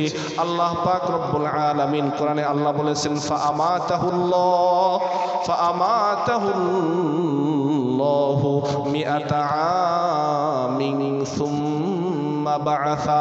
আল্লাহ পাক রব্বুল আলামিন পয়গম্বর উযাইর আলাইহিস সালাতু ওয়াস সালামকে তৎক্ষণাৎ যে গাধার উপর সওয়ার হয়েছিলেন ওই গাধার উপর থাকা অবস্থায় গাধা সহ আল্লাহ পয়গম্বর উযাইরকে সাথে সাথে মৃত্যু দিয়েছেন। মুআজ্জাজ হাজিরিন, শুধু মৃত্যু দিয়েছেন তাই না, ফাআমাতাহুল্লাহু মিআতা আম, মৃত্যু দিয়ে একদিন দুই দিন না। কোরআনের ভাষায় আল্লাহ বলেন, আল্লাহ পাক রব্বুল আলামিন মৃত্যুর কোলে পয়গম্বর উযাইর আলাইহিস সালাতু ওয়াস সালামকে 100 বছর ঘুম পাড়িয়ে রেখেছেন। চিল্লায় বলেন আল্লাহু আকবার। সুম্মা বা'আসাহু, 100 বছর ঘুম পাড়িয়ে রাখার পর আল্লাহ পাক রব্বুল আলামিন পয়গম্বর উযাইরকে আবার 100 বছর পর জীবিত করেছেন। আল্লাহু আকবার। ক্বালা কাম লাবিস্তা, এবার আল্লাহ বলেন পয়গম্বর উযাইর কাম লাবিস্তা, কতদিন আপনি ঘুমালেন। পয়গম্বর উযাইর ভাবতেছি যেই পরিমাণ ঘুমাইছি আমার কাছে মনে হইতেছে একদিন অথবা একদিনের কম সময়। পয়গম্বর বলেন, কোরআনের ভাষায় আল্লাহ বলেন, ক্বালা লাবিস্তু ইয়াওমান আও বা'দা ইয়াওম ক্বালা লাবিস্তু ইয়াওমান আও বা'দা ইয়াওম। পয়গম্বর উযাইর বলেন, আল্লাহ একদিন অথবা একদিনের অল্প সময় ঘুমাইছি। আপনারা বলেন কতদিন তিনি ঘুমাইছেন? 100 বছর। কতদিন? 100 বছর। আল্লাহ বলেন, ক্বালা বাল লাবিস্তা মিআতা আম, পয়গম্বর উযাইর একদিন অথবা একদিনের অল্প সময় না, বরং বাল লাবিস্তা মিআতা আম, তুমি 100 বছর ঘুমিয়েছো। প্রমাণ কি? তুমি কিভাবে বুঝবা? আল্লাহ বলেন, ফানজুর ইলা তাআমিকা ওয়া শারাবিকা লাম ইয়াতাসান্না, ও পয়গম্বর ফানজুর, আপনি লক্ষ্য করুন, ইলা তাআমিকা, সফরে আপনার সাথে যে খাবার ছিল খাবারগুলো দেখেন, ওয়া শারাবিকা, সফরে পান করার জন্য যে পানি ছিল পানির দিকে দেখেন, লাম ইয়াতাসান্না, ফ্রিজিং করা ছাড়া খাবার এখনো নষ্ট হয়নি, বোতলজাত করা ছাড়া পানি এখনো গুলা হয়নি, আয়রন যুক্ত হয়নি। আমি আল্লাহ ফ্রিজিং করা ছাড়া, আমি আল্লাহ বোতলজাত করা ছাড়া আপনাকে মৃত্যু দিয়ে 100 বছর ঘুম পাড়িয়ে রেখেছি। আমি আল্লাহ ফ্রিজিং আর বোতলজাত করা ছাড়া খাবার আর পানি আমি আল্লাহ 100 বছর অক্ষত নষ্ট না করে রেখে দিয়েছি। মুআজ্জাজ হাজিরিন, এবার পয়গম্বর উযাইর আলাইহিস সালাতু ওয়াস সালাম চিন্তা করতেছেন, আমার অনুমতি হচ্ছে একদিন অথবা একদিনের কিছু অংশ কম ঘুমিয়েছি। আল্লাহ বলতেছেন 100 বছর আমি ঘুমাইলাম, আবার খাবারগুলো আমার সামনে পেশ করেছেন, খাবারও নষ্ট হয়নি, পানিও নষ্ট হয়নি। আমার কাছে মনে হচ্ছে তো পানি আর খাবার যেহেতু নষ্ট হয়নি, একদিনই ঘুমাইছি। আল্লাহ তার সন্দেহ দূর করার জন্য এবার পয়গম্বর উযাইরকে অক্ষত রেখেছেন। খুব গভীর মন দিয়ে বোঝার চেষ্টা করেন, পানিটা অক্ষত রেখেছেন, খাবারটা অক্ষত রেখেছেন, পয়গম্বর উযাইরকে 100 বছর অক্ষত রেখেছেন। ফেরাউনের মতন তার লাশটা মমি করে রাখতে হয়নি। মুআজ্জাজ হাজিরিন, এবার আল্লাহ পাক রব্বুল আলামিন উযাইর নবীর বাহনের যে গাধাটা ছিল, গাধাটাকে মেরে মাটির সাথে মিশিয়ে অস্তিত্বহীন করে তার হাড্ডিগুলো কঙ্কাল আকারে জমিনের উপর ফালিয়ে রেখেছেন। এবার আল্লাহ পয়গম্বর উযাইরকে বলেন, পয়গম্বর আপনার মনে হতে পারে খাবার নষ্ট হয়নি, পানি নষ্ট হয়নি, আমার দেহেরও তেমন কোনো ক্ষতি হয়নি, মনে আমি একদিন অথবা এর কম সময় ঘুমিয়েছি। আল্লাহ বলেন, ওয়ানজুর ইলা হিমারিক ওয়ালিনাজআলাকা আয়াতাল লিন্নাস ওয়ানজুর ইলাল ইযামি কাইফা নুনশিরুহা থুম্মা নাকসুহা লাহমা। আল্লাহ বলেন, ওয়ানজুর ইলাল হিমার, পয়গম্বর এবার গাধাটার দিকে তাকিয়ে দেখেন, ওয়ালিনাজআলাহু আয়াতাল লিন্নাস, গাধাটাকে আমি মানুষের জন্য, পৃথিবীবাসীর জন্য দৃষ্টান্ত বানাতে চাই। এই জন্য আমি আল্লাহ গাধাটাকে মৃত্যু দিয়েছি, তার অস্তিত্ব বিলীন করেছি, তার হাড়গুলো জমিনের উপর ফেলে রেখেছি। আল্লাহ বলেন, গাধাটাকে দেখেন, এবার আপনি আরো গভীরভাবে লক্ষ্য করেন, ওয়ানজুর ইলাল ইযাম, গাধার যে হাড়গুলো জমিনের উপর পড়ে আছে, হাড়গুলোর দিকে তাকান, কাইফা নুনশিজুহা, আমি আল্লাহ দেখেন এই গাধার হাড়গুলোকে কিভাবে জোড়া লাগাই, সুম্মা নাকসুহা লাহমা, এবার আবার গভীরভাবে দেখেন এই হাড্ডিগুলোর মধ্যে আমি আল্লাহ কিভাবে গোশত লাগাই। আল্লাহ গাধার হাড্ডিগুলোকে জোড়া লাগালেন, হাড্ডিগুলোর উপরে গোশত লাগালেন, এই গোশতের উপর চামড়া এবং পশম লাগালেন। আল্লাহ পাক রব্বুল আলামিন পয়গম্বর উযাইর আলাইহিস সালাতু ওয়াস সালামের সামনে গাধাটাকে জীবিত করে দেখালেন, পয়গম্বর খাবার নষ্ট হয়নি, পানি নষ্ট হয়নি, আপনার শরীরের কোনো ক্ষতি হয়নি, ভাইবেন না আপনি 100 বছর মৃত্যুর করে ঘুমিয়ে থাকেননি, বরং গাধাটাকে আপনার চোখের সামনে, আপনার বাহনের গাধাটাকে নষ্ট করে আমি আল্লাহ আবার জীবিত করে আপনার চোখের সামনে প্রমাণ করলাম আমি আল্লাহ। আপনি যেমন গ্রামবাসীকে ধ্বংসস্তূপে পরিণত হয়ে দেখে মানুষগুলো সবাইকে মৃত্যুর কোলে দেখতে দেখে আপনি ভেবেছেন আমি কিভাবে এদেরকে পুনরায় জীবিত শেষ করে চোখের সামনে জীবিত করে আমি আল্লাহ দেখালাম। আমি যেভাবে খাবার অক্ষত রেখেছি, আপনাকে অক্ষত রেখেছি, গাধাটাকে মৃত্যু দিয়ে আবার পুনরায় উঠিয়েছি। গোটা তামাম পৃথিবীর কুল কায়নাতের সকল মাখলুকাত যখন ধ্বংস হয়ে যাবে, ইসরাফিলের সিনগায় যখন ফুৎকার দেওয়া হবে, আমি আল্লাহ রাব্বুল আলামিন পৃথিবীর সব মানুষগুলোকে কিয়ামতের ময়দানে আবার পুনরায় উঠাইতে পারবো। আওয়াজ করে বলুন ঠিক না বেঠিক? ইমানদার মুসলমান, আল্লাহর গোলাম, এবার আল্লাহর নবী পয়গম্বর উযাইর আলাইহিস সালাতু ওয়াস সালাম 100 বছর পর গ্রামের দিকে রওনা হয়েছেন। এবার বলুন, একজন মানুষ 100 বছর ঘুমিয়েছি, 100 বছর ঘুমানোর পর 100 বছর বয়স হলে তার চুল দাড়ি কাঁচা থাকবে না পাকবে? চুল দাড়ি পেকে গিয়েছি, গ্রামে গিয়েছি, গ্রামে দিয়ে গ্রামের মানুষ কাউকে তিনি চিনেন না, তাকেও কেউ চিনে না। একজন বৃদ্ধা মহিলা দাসী তাকে জিজ্ঞেস করলো উযাইরের বাড়ি কোনটা? বৃদ্ধা মহিলা বলে, এই সামনে যে ঝুপড়ি ঘরটা দেখা যায়, ঝুপড়ি ঘরটা উযাইরের বাড়ি। তবে উযাইরকে কোথায় পাওয়া যাবে? আপনি কি উযাইরকে চিনেন নাকি? বৃদ্ধা মহিলার প্রশ্নে পয়গম্বর উযাইর বলেন, কেন আমাকে চিনেন না? বলে, না আমি তো আপনাকে চিনি না। বলে, আমি তো উযাইর নবী। আল্লাহু আকবার। পয়গম্বর উযাইর আলাইহিস সালাতু ওয়াস সালাম বললেন, আমি উযাইর পয়গম্বর। বৃদ্ধা মহিলা বলতেছেন, তুমি যদি পয়গম্বর উযাইর আলাইহিস সালাতু ওয়াস সালাম হও, আল্লাহ পাক রব্বুল আলামিন উযাইর পয়গম্বরকে মুজিজা দান করেছেন। মুসা কালিমুল্লাহকে যেমন মুজিজা দিয়েছেন, ঈসা রূহুল্লাহকে যেমন মুজিজা দিয়েছেন, ইব্রাহিম খলিলুল্লাহকে যেমন মুজিজা দিয়েছেন, পয়গম্বর আরাবিকে যেমন মুজিজা দিয়েছেন, আল্লাহ উযাইর নবীকে মুজিজা দিয়েছেন। উযাইর নবী যখন অন্ধ মানুষের চোখে হাত বুলিয়ে ফু দেয়, অন্ধ মানুষের চোখ ভালো হয়ে যায়। উজাইর নবী যদি কুষ্ঠরোগীর দেহে হাত বুলিয়ে ফু দেয়, কুষ্ঠরোগী ভালো হয়ে যায়। উজাইর নবী যদি অসুস্থ মানুষের শরীরে হাত বুলিয়ে ফু দেয়, অসুস্থ মানুষ সুস্থ হয়ে যায়। এবার পয়গম্বর উজাইরকে বৃদ্ধা মহিলা বলেন, আপনি যদি সত্যি পয়গম্বর উজাইর হন, আমি বৃদ্ধা মহিলার চোখের জ্যোতি চলে গিয়েছি, আমার দেহটা রোগে আক্রান্ত হয়ে জরাজীর্ণ হয়ে গিয়েছে, আপনার আল্লাহর কাছে দোয়া করেন, আমার চোখে হাত বুলিয়ে ফু দেন, আমার চোখের জ্যোতি যেন ফিরে আসে, আমার দেহ যেন সুস্থ হয়। পয়গম্বর উজাইর আলাইহিস সালাতু ওয়াস সালাম মহিলার চোখে হাত বুলিয়ে দিয়ে ফু দিয়েছেন, মহিলার চোখের জ্যোতি ফিরে আসছে। চিল্লায়ে পড়েন না আল্লাহু আকবার। এবার মহিলাকে বললেন, কুম বিইজনিল্লাহ, কুম বিইজনিল্লাহ, আল্লাহর হুকুমে দাঁড়ান। মহিলাটা শক্তিশালী মহিলা হয়ে দাঁড়িয়ে গেল। এবার পয়গম্বর উজাইরের প্রতি তার ইয়াকিন মজবুত হলো, বিশ্বাস মজবুত হলো, নিশ্চয়ই তিনি পয়গম্বর উজাইর যাকে আমরা 100 বছর আগে হারিয়েছি।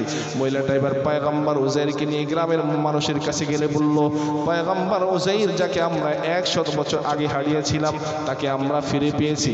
গ্রামবাসী সবাই তাজ্জব লাগিয়ে তাকিয়ে আছে, বলে কি বলো তোমরা, 100 বছর আগে যে উজাইর নবীকে আমরা হারিয়েছি, 100 বছর তিনাকে কোথায় পাওয়া গিয়েছে?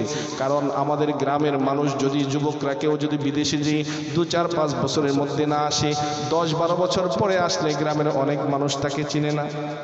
সন্তান যদি কেউ হারিয়ে যায় 15 বছর 20 বছর পরে আসলে মা বাবা অনেক সময় চিনতে চায় না, চিনতে পারে না। পয়গম্বর উজাইর 100 বছর পর গ্রামের মানুষের কাছে গিয়েছেন, চুলদাড়ি সব পেকে গিয়েছে। গ্রামের মানুষরা বলে তিনি কিভাবে পয়গম্বর উজাইর, কিভাবে বুঝবো? তবে পয়গম্বর যদি তিনি উজাইর হয়ে থাকেন, তাহলে আমরা বুঝার একটা আলামত আছে, তার কাছে কোরআনের, তার কাছে তাওরাতের ইলম ছিল, তাওরাত তার মুখস্থ ছিল। তিনি যদি এই মুহূর্তে তাওরাত আমাদেরকে শোনাতে পারেন, আমরা বুঝবো তিনি আল্লাহর নবী উজাইর আলাইহিস সালাতু ওয়াস সালাম। চিল্লায়ে বলেন না আল্লাহু আকবার, আওয়াজ করে বলুন আল্লাহু আকবার। মুআজ্জাজ হাজিরিন, তখন আল্লাহর নবী উজাইর আলাইহিস সালাতু ওয়াস সালাম তাওরাতের শুরু থেকে তিলাওয়াত করা শুরু করেছেন। তাওরাতের শুরু থেকে তিলাওয়াত করে তাওরাতের শেষ পর্যন্ত পুরো তাওরাত শরীফ গ্রামবাসী সবার সামনে তিলাওয়াত করে শুনিয়ে দিয়েছি। পয়গম্বর উজাইর আলাইহিস সালাতু ওয়াস সালাম তাওরাত তিলাওয়াত করে শুনিয়েছেন। গ্রামবাসী শুনে বিশ্বাস করেছে তিনি আল্লাহর নবী পয়গম্বর উজাইর। মুআজ্জাজ হাজিরিন, এখন আল্লাহর নবীর পরকালের ব্যাপারে সামান্য কৌতূহল জেগেছিল। আল্লাহ 100 বছর ঘুম পাড়িয়ে রেখে পুনরায় জীবিত করেছেন। আল্লাহ যদি পয়গম্বরকে 100 বছর ঘুম পাড়িয়ে রাখে জীবিত করতে পারেন, আল্লাহ যদি ইব্রাহিম খলিলুল্লাহর সামনে 4টা পাখিকে জীবিত করতে পারেন, আল্লাহ যদি হিজকিল আলাইহিস সালাতু ওয়াস সালামের উম্মতকে 10,000কে মৃত্যু দিয়ে আবার জীবিত করতে পারেন, আল্লাহ পাক রব্বুল আলামিন যদি আসহাবে কাহফের 7 জন যুবককে 3 থেকে 900 বছর ঘুম পাড়িয়ে রেখে আবার পুনরায় জীবিত করতে পারেন, সেই আল্লাহ এখনো আছেন না নাই? আওয়াজ করে বলুন আছেন না নাই? ওই আল্লাহ রাব্বুল আলামিন মৃত্যুর পর আবার পুনরায় আমাদেরকে জীবিত করতে পারেন। এজন্য মৃত্যুর পর আমাদের পুনরায় উঠতে হবে। কিয়ামতের ময়দানে সবার আগে একটা জিনিসের হিসাব দিতে হবে। কি সেটা? নামাজ। হাদিসে নবী বলেন, আউয়ালু মা ইউহাসাবু বিহিল আবদু ইয়াউমাল কিয়ামাতিস সালাহ। কিয়ামতের ময়দানে সর্বপ্রথম বান্দার সম্পদ সন্তানের না, নামাজের হিসাব দিতে হবে। 1 ওয়াক্ত নামাজ যদি কেউ ইচ্ছাকৃত কাজা করে 2,88,00,000 বছর জাহান্নামের আগুনে জ্বলতে হবে। এজন্য ইচ্ছাকৃত নামাজ ছাড়বো না। এক হাদিসে আসছে জাহান্নামের থেকে বেনামাজির কল্লাটা বের হবে এমত অবস্থায় যে তার কাঁদতে কাঁদতে তার চোখ দিয়ে জাহান্নামের পুঁজ বের হতে হতে তার 2 গালের মধ্যে ড্রেনের মতন, নদীর মতন এভাবে গর্ত হয়ে যাবে। পুঁজ চোখ দিয়ে গলে গলে এই গর্ত দিয়ে বের হয়ে তার মুখ দিয়ে ঢুকে তার পায়খানার রাস্তা দিয়ে বের হবে।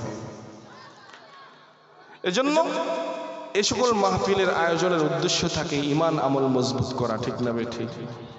আমি প্রথমেই বলেছিলাম মাদানী সূরা থেকে তিলাওয়াত করেছি। মাক্কি আর মাদানী সূরার আলোচ্য বিষয় মৌলিকভাবে 2টা, মনে আছে তো? ঈমান আর আমল। মুমিন মুসলমানের জীবনের মূল লক্ষ্য কয়টা? ঈমান আর, এই ঈমান আর আমল যদি ঠিক থাকে বলেছিলাম আল্লাহ পুরস্কার দিবেন কয়টা? দুনিয়ায় একটা, আখিরাতে দুইটা পুরস্কারের কথা বলেই মুনাজাত হয়ে যাবে, কষ্ট হবে। কয়টা বাজে?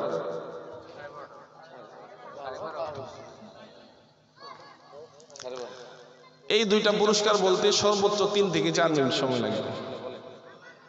আল্লাহ বলেন দুনিয়ার পুরস্কারের কথা, ওয়া'দাল্লাহু আল্লাযীনা আমানু মিনকুম ওয়া আমিলুস সালিহাত ওয়া'দাল্লাহু আল্লাযীনা আমানু মিনকুম ওয়া আমিলুস সালিহাত লা ইস্তাখলিফান্নাহুম ফিল আরদ কামা ইস্তাখলাফাল্লাযীনা মিন ক্বাবলিহিম। আল্লাহ বলেন ওয়া'দাল্লাহ, আল্লাহ ওয়াদা দিয়েছেন, প্রতিশ্রুতি দিয়েছেন। 1 নম্বর শর্ত আল্লাযীনা আমানু মিনকুম, তোমাদের মধ্যে যারা ঈমান আনবে। কি আনবে? 1 নম্বর। 2 নম্বর শর্ত ওয়া আমিলুস সালিহাত, নেক আমল করবে। কি করবে? কয়টা জিনিস পাওয়া গেল? ঈমান আর নেক আমল। মুমিন মুসলমানের জীবনের মূল লক্ষ্য কয়টা? ঈমান আর কোরআনের মূল বিষয় কয়টা? ঈমান আর নেক আমল। আল্লাহ বলেন ওয়া'দাল্লাহ, আল্লাহ ওয়াদা দিলেন, আল্লাহ প্রতিশ্রুতি দিলেন, আল্লাযীনা আমানু মিনকুম, তোমাদের মধ্যে যারা ঈমান আনবে, ওয়া আমিলুস সালিহাত, আমলে সালেহ করবে, লা ইস্তাখলিফান্নাহুম ফিল আরদ, আল্লাহ বলেন অবশ্যই অবশ্যই, লামে তাকিদ নুনে তাকিদ সুইলা, অবশ্যই অবশ্যই আল্লাহ তাআলা তাদেরকে জমিনের কর্তৃত্ব আর নেতৃত্ব, জমিনের ক্ষমতা ঈমান আর আমলওয়ালা মুসলমানদেরকে দান করবে। এই গোটা পৃথিবীর নেতৃত্ব এখন কাদের হাতে? মুসলমানদের হাতে না বেঈমানদের হাতে? কেন? সহজ উত্তর, মুসলমানরা এখনো তাদের ঈমান আর আমলে পূর্ণতায় পৌঁছতে পারেনি। ঠিক না বেঠিক? ঈমানে আমলে যখন মুসলমানরা বলিয়ান হবে, সুলাইমান নবী যেমন সারা পৃথিবী শাসন করেছেন, খলিফাতুল মুসলিমিন উমর যেমন অর্ধজাহান শাসন করেছেন, শিক্ষা দীক্ষা ছাড়া ঈমান আর আমলের বলিয়ান হয়ে, এই মুসলমানরাও এই বাংলাদেশ শাসন করবে ঈমান আর আমলের বলিয়ান হয়ে। ঠিক না বেঠিক? 2 নম্বর পুরস্কারটা দুনিয়ায় না আখিরাতে? আখিরাতে। আখিরাতের পুরস্কারের কথা বলে আল্লাহ অন্য আয়াতে বলেন ইন্নাল্লাযীনা আমানু ওয়া আমিলুস সালিহাতি কানাত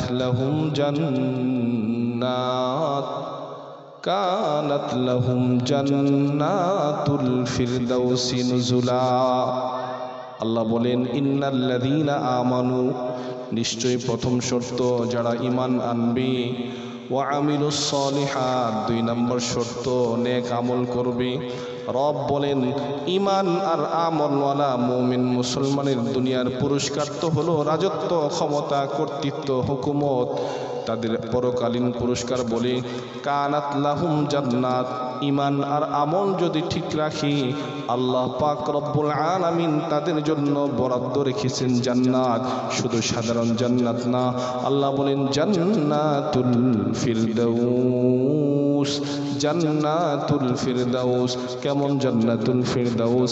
আল্লাহ বলেন খালিদিনা ফিহা, যে জান্নাতুল ফিরদাউসে প্রবেশের পর থেকে আর কোনোদিন তারা বের হবে না।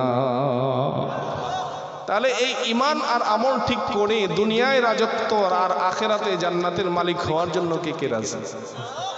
লিল্লাহি তাকবীর, লিল্লাহি তাকবীর। আল্লাহ আমাদের তৌফিক দান করুক, সবাই বলে আমিন। তবে সাবধান, ঈমান ধ্বংস করে শিরিকে আর আমল ধ্বংস করে বিদআতে। আল্লাহ শিরিক মুক্ত ঈমান আর বেদাত মুক্ত আমল করে আমাদেরকে জান্নাতে যাওয়ার তৌফিক দান করুক।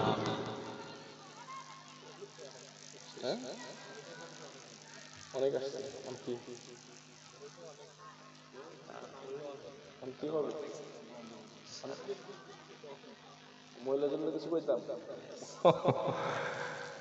এখন দোয়া হয়ে যাবে। এর আগে অনেক মা বোনেরা এসেছেন, আমিও দেখেছি। আসার পথে দলে দলে মা বোনরা আসছেন। আলাদা প্যান্ডেল হয়েছে না? আলাদা প্যান্ডেল হয়েছে, তো প্রজেক্টরও আছে। ওরে বাবা, এত কিছু তো জানি না। তার উপরে চলেন, স্বামী এবং বাবার কথা মানেন, হালালের উপর চলেন, হারাম থেকে বাঁচেন। মা বোনদের সবচেয়ে বড় দামি জিনিস হলো তারা নামাজ রোজা করেন, কিন্তু পর্দাটা তাদের একটা গুরুত্বপূর্ণ জিনিস। আল্লাহ তাআলা মা বোনদেরকে পর্দা করার তৌফিক দান করুন। আর জবান, জিহ্বা, এটাকে হেফাজত করার তৌফিক দান করুন। কারণ রাসূল বলছেন, দুইটা জিনিস যে হেফাজত করবে, আমি রাসূল নিজে তার জান্নাতের গ্যারান্টি, জান্নাতের যাওয়ার দায়িত্ব আমি রাসূল তার জন্য নিলাম। মা বাইনা লিহিয়াই ওয়া বাইনা ফাখিজাই মাই ইয়াজমান লি, আমি রাসূলের পক্ষ থেকে যে তার জিহ্বা এবং লজ্জাস্থানের হেফাজতের দায়িত্ব নেবে, দুইটা হেফাজত করবে, আজমান লাহুল জান্নাহ, আমি রাসূল তার জান্নাতের জামিন হলাম, তাকে আমি জান্নাতে প্রবেশ করাবো। আল্লাহ আমাদের লজ্জাস্থান এবং জবানের হেফাজতের তৌফিক দান করুন। মা বোনদের গোটা জিন্দেগির প্রত্যেকটা আমল নেক, সন্তান লালন পালন নেক, সন্তান গর্ভে ধারণ নেক, প্রসব করা নেক, ঘর ঝাড়ু দেওয়া সওয়াব, স্বামীর কাপড় চোপড় ধোয়া সওয়াব, রান্না বান্না করা সওয়াব, সব কিছুই যদি বিশুদ্ধ নিয়তে খেদমতের উদ্দেশ্য হয়, আল্লাহ প্রত্যেককেই সওয়াব দান করবেন ইনশাআল্লাহ। মাদ্রাসার দিকে সবাই খেয়াল রাখবো। শুনলাম 60 জনের যুবকের কাফেলা, আরো কম বেশি যাই হোক, আল্লাহ তাদের সবাইকে এবং নেক হয়ে চলার তৌফিক দান করুন। আল্লাহ তাআলা এই মজবুত একতা, মাদ্রাসা, কবরস্থান, আমি গত বছরে আগে বছর এসে শুনলাম মাদ্রাসা হবে, আজকে এসে শুনলাম মাদ্রাসায় 50 জন ছাত্র আছে, আলহামদুলিল্লাহ। আল্লাহ তাআলা এই দিন দিন আরো তারাক্কি দান করুক, সবাই বলে আমিন। ইস্তিগফার পড়ি।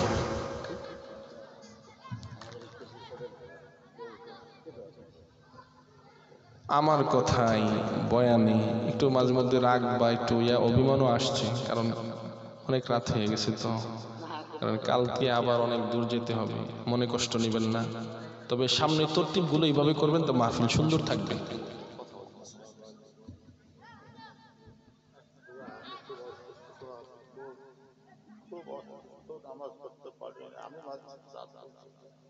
দোয়া করি আল্লাহ আমার করতে পারি না, হাঁটতে পারি না, ডায়াবেটিস রোগের খুব পরিবর্তন। এই মুরব্বির জন্য আমরা সবাই দোয়া করব, আল্লাহ যেন ওনাকে সুস্থ করে দেন, সবাই বলে আমিন। মুআজ্জাজ হাজিরিন, ইস্তিগফার পড়ি। আস্তাগফিরুল্লাহাল্লাযী লা ইলাহা ইল্লা হুয়াল হাইয়ুল কাইয়্যুম ওয়া আতুবু ইলাইহি, লা হাওলা ওয়ালা কুওয়াতা ইল্লা বিল্লাহিল আলিয়্যিল আযীম। أستغفر الله الذي لا إله إلا هو الحي القيوم وأتوب إليه، لا حول ولا قوة إلا بالله العلي العظيم. درود شريف পড়ি। اللهم صل على سيدنا ونبينا وشفيعنا وحبيبنا ومولانا محمد صلى الله عليه وعلى آله وأصحابه وبارك وسلم.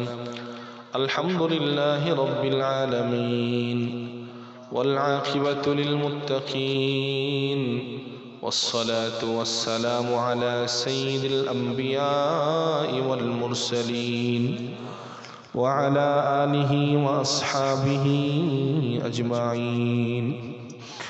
ربنا ظلمنا أنفسنا وإن لم تغفر لنا وترحمنا لنكونن من الخاسرين. ربنا تقبل منا إنك أنت السميع العليم وتب علينا يا مولانا إنك أنت التواب الرحيم. رب ارحمهما كما ربياني صغيرا، رب ارحمهما كما ربياني صغيرا.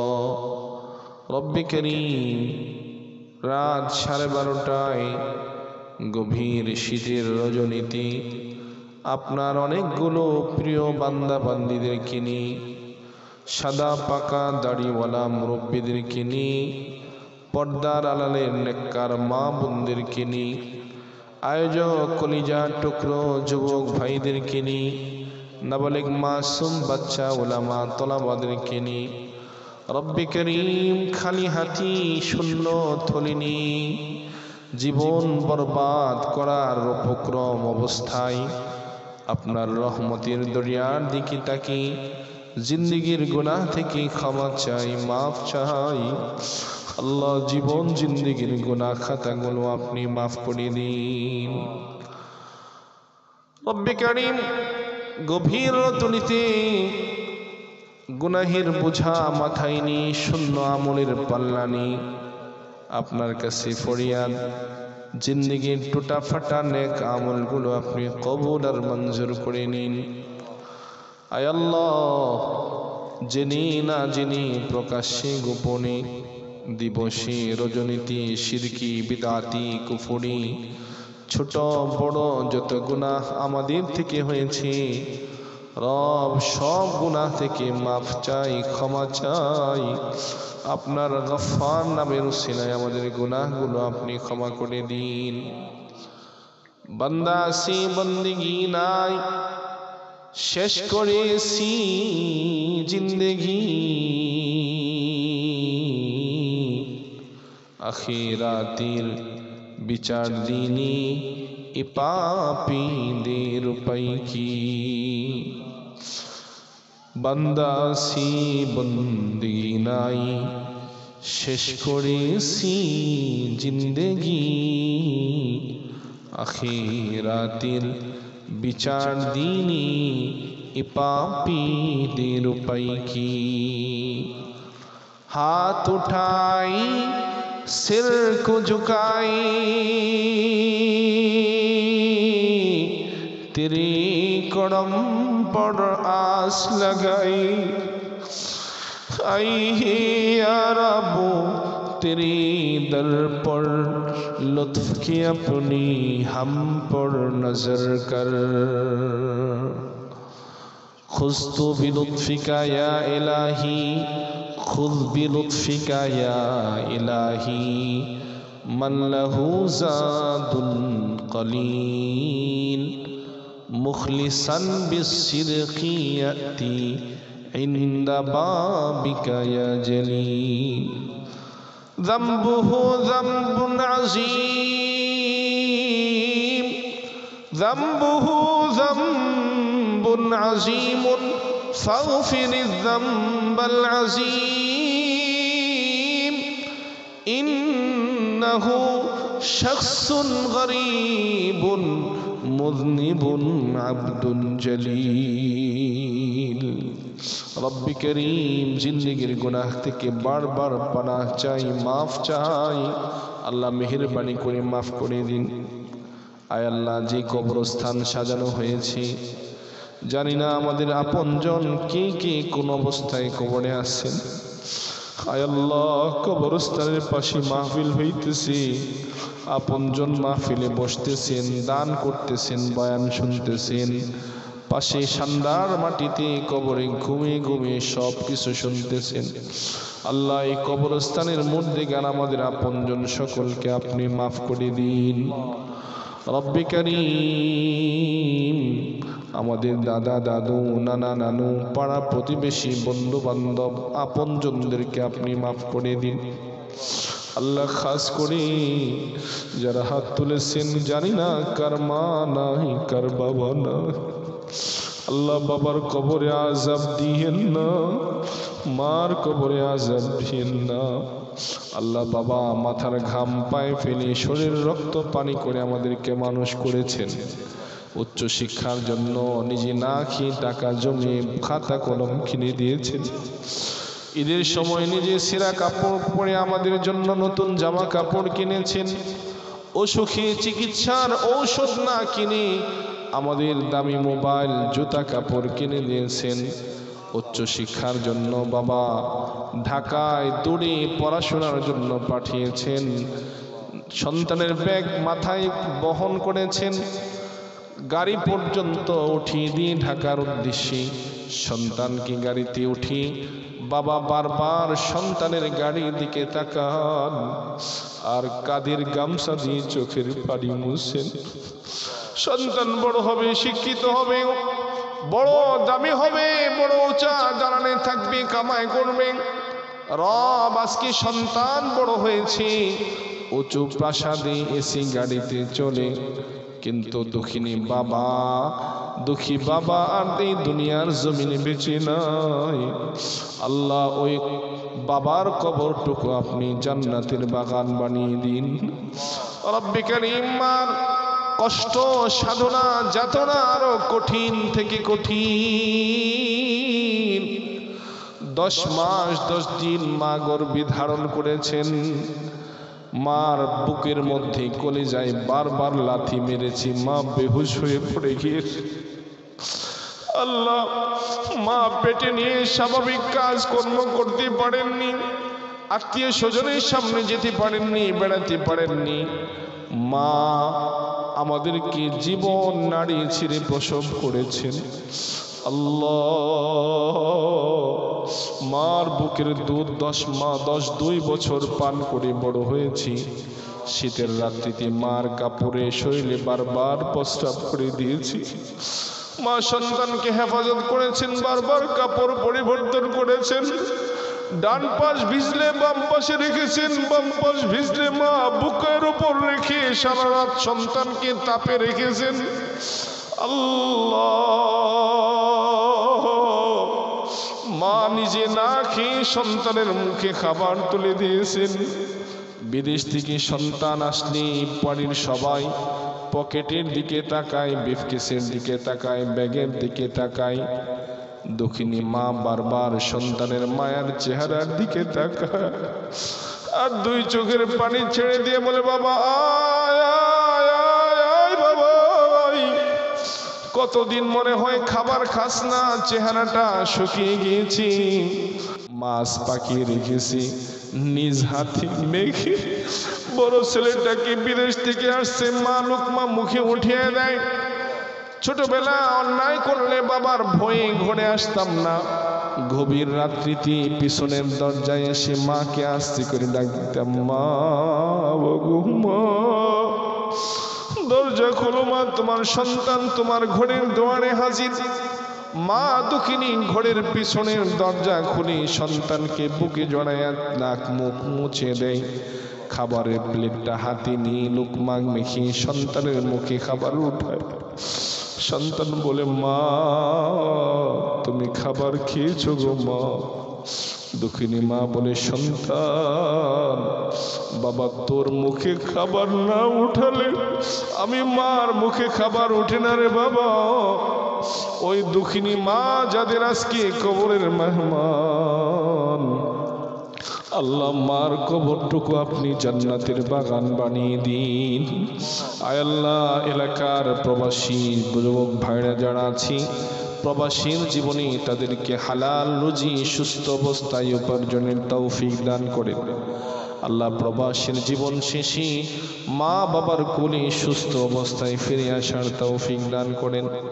রব্বে কারীম আল্লাহ, এই এলাকার ফল ফসলে আপনি বরকত দান করেন। এই জমিনের গাছের ফলে এবং জমিনের ফসলে বরকত দিন।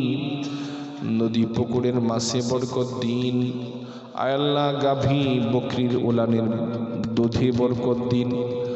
মা বোনদের হাঁস মুরগির ডিম এবং বাচ্চায় আপনি বরকত দিন। ব্যবসায়ীদের ব্যবসায়, চাকরিজীবীদের চাকরির হালাল উপার্জনে আপনি বরকত দিন। রব্বে কারীম, এই ঘরে মহল্লার প্রত্যেকটি ঘরে আপনি নেককার আওলাদ ফরজন দান করেন, আলেম হাফিজ দান করেন। রব্বে কারীম, এই গ্রামের কবরস্থান এবং মাদ্রাসাকে আপনি কবুল আর মঞ্জুর করে নিন। যে সকল কলিজার টুকরো যুবক ভাইরা জীবন বিলিয়ে দিয়ে মাথার ঘাম পায়ে ফেলে শ্রম বুদ্ধি মেধা অর্থ দিয়ে আপনার হাবিবের দ্বীনের মার্কাজ মাদ্রাসাকে আগলে রেখেছেন, মানুষের চিরস্থায়ী ঠিকানা কবরের জায়গাকে সুন্দর করছেন। আয় আল্লাহ, কলিজার টুকরো যুবক ভাইদের দুনিয়া এবং আখিরাত আপনি সুন্দর করে দিন। যে সকল মুরব্বীরা তাদেরকে পরামর্শ দেন, দোয়া দেন, ওই সকল মুরব্বীদের হায়াতে বরকত দান করেন। আল্লাহ ও রব, যেই সকল মায়ের সন্তানেরা এই খেদমতগুলো দিচ্ছেন, ওই সকল মা সৌভাগ্যিনী মাগুলোকে আপনি কবুল আর মঞ্জুর করে নিন রব। ইয়া রব, ইয়া রব, মাদ্রাসার উস্তাদ ছাত্রদেরকে আপনি কবুল করে নিন। হযরত মুহতামিম সাহেবের ইলমে আমলে বরকত দিন, সহকারী উস্তাদদের ইলমে আমলে বরকত দিন। ছাত্র দিয়ে মাদ্রাসাকে আপনি ভরপুর করে দিন মালিক, ছাত্র দিয়ে মাদ্রাসা ভরপুর করে দিন মালিক। আয় আল্লাহ, এই মাদ্রাসাকে দ্বীনের জন্য ফেদা হিসেবে কবুল করেন। আয় আল্লাহ, এই মাদ্রাসার সুনাম সুখ্যাতি আপনি পৃথিবীময় ছড়িয়ে দিন মালিক। আল্লাহ, আখির আপনার কাছে দরখাস্ত, মক্কা মদিনার জিয়ারা আমাদের ভাগ্যে আপনি নসিব করে দিন। আয় আল্লাহ, ইমানের হালতে সিজদারত অবস্থায়, তিলাওয়াতরত অবস্থায় আজরাইল আলাইহিস সালাতু ওয়াস সালামকে আমাদের কাছে পাঠিয়েন। আল্লাহ, মসজিদ মাদ্রাসার জন্য যারা দান করেছেন প্রত্যেকের দান আপনি কবুল আর মঞ্জুর করে নিন। وصلى الله تعالى على خير خلقه ونور عرشه محمد وعلى آله وأهل بيته وأصحابه أجمعين. سبحان ربك رب العزة عما يصفون وسلام على المرسلين. وجعل آخر كلامنا عند الموت كلمة طيبة لا إله إلا الله محمد رسول الله برحمتك يا رحمة. السلام عليكم ورحمة الله وبركاته.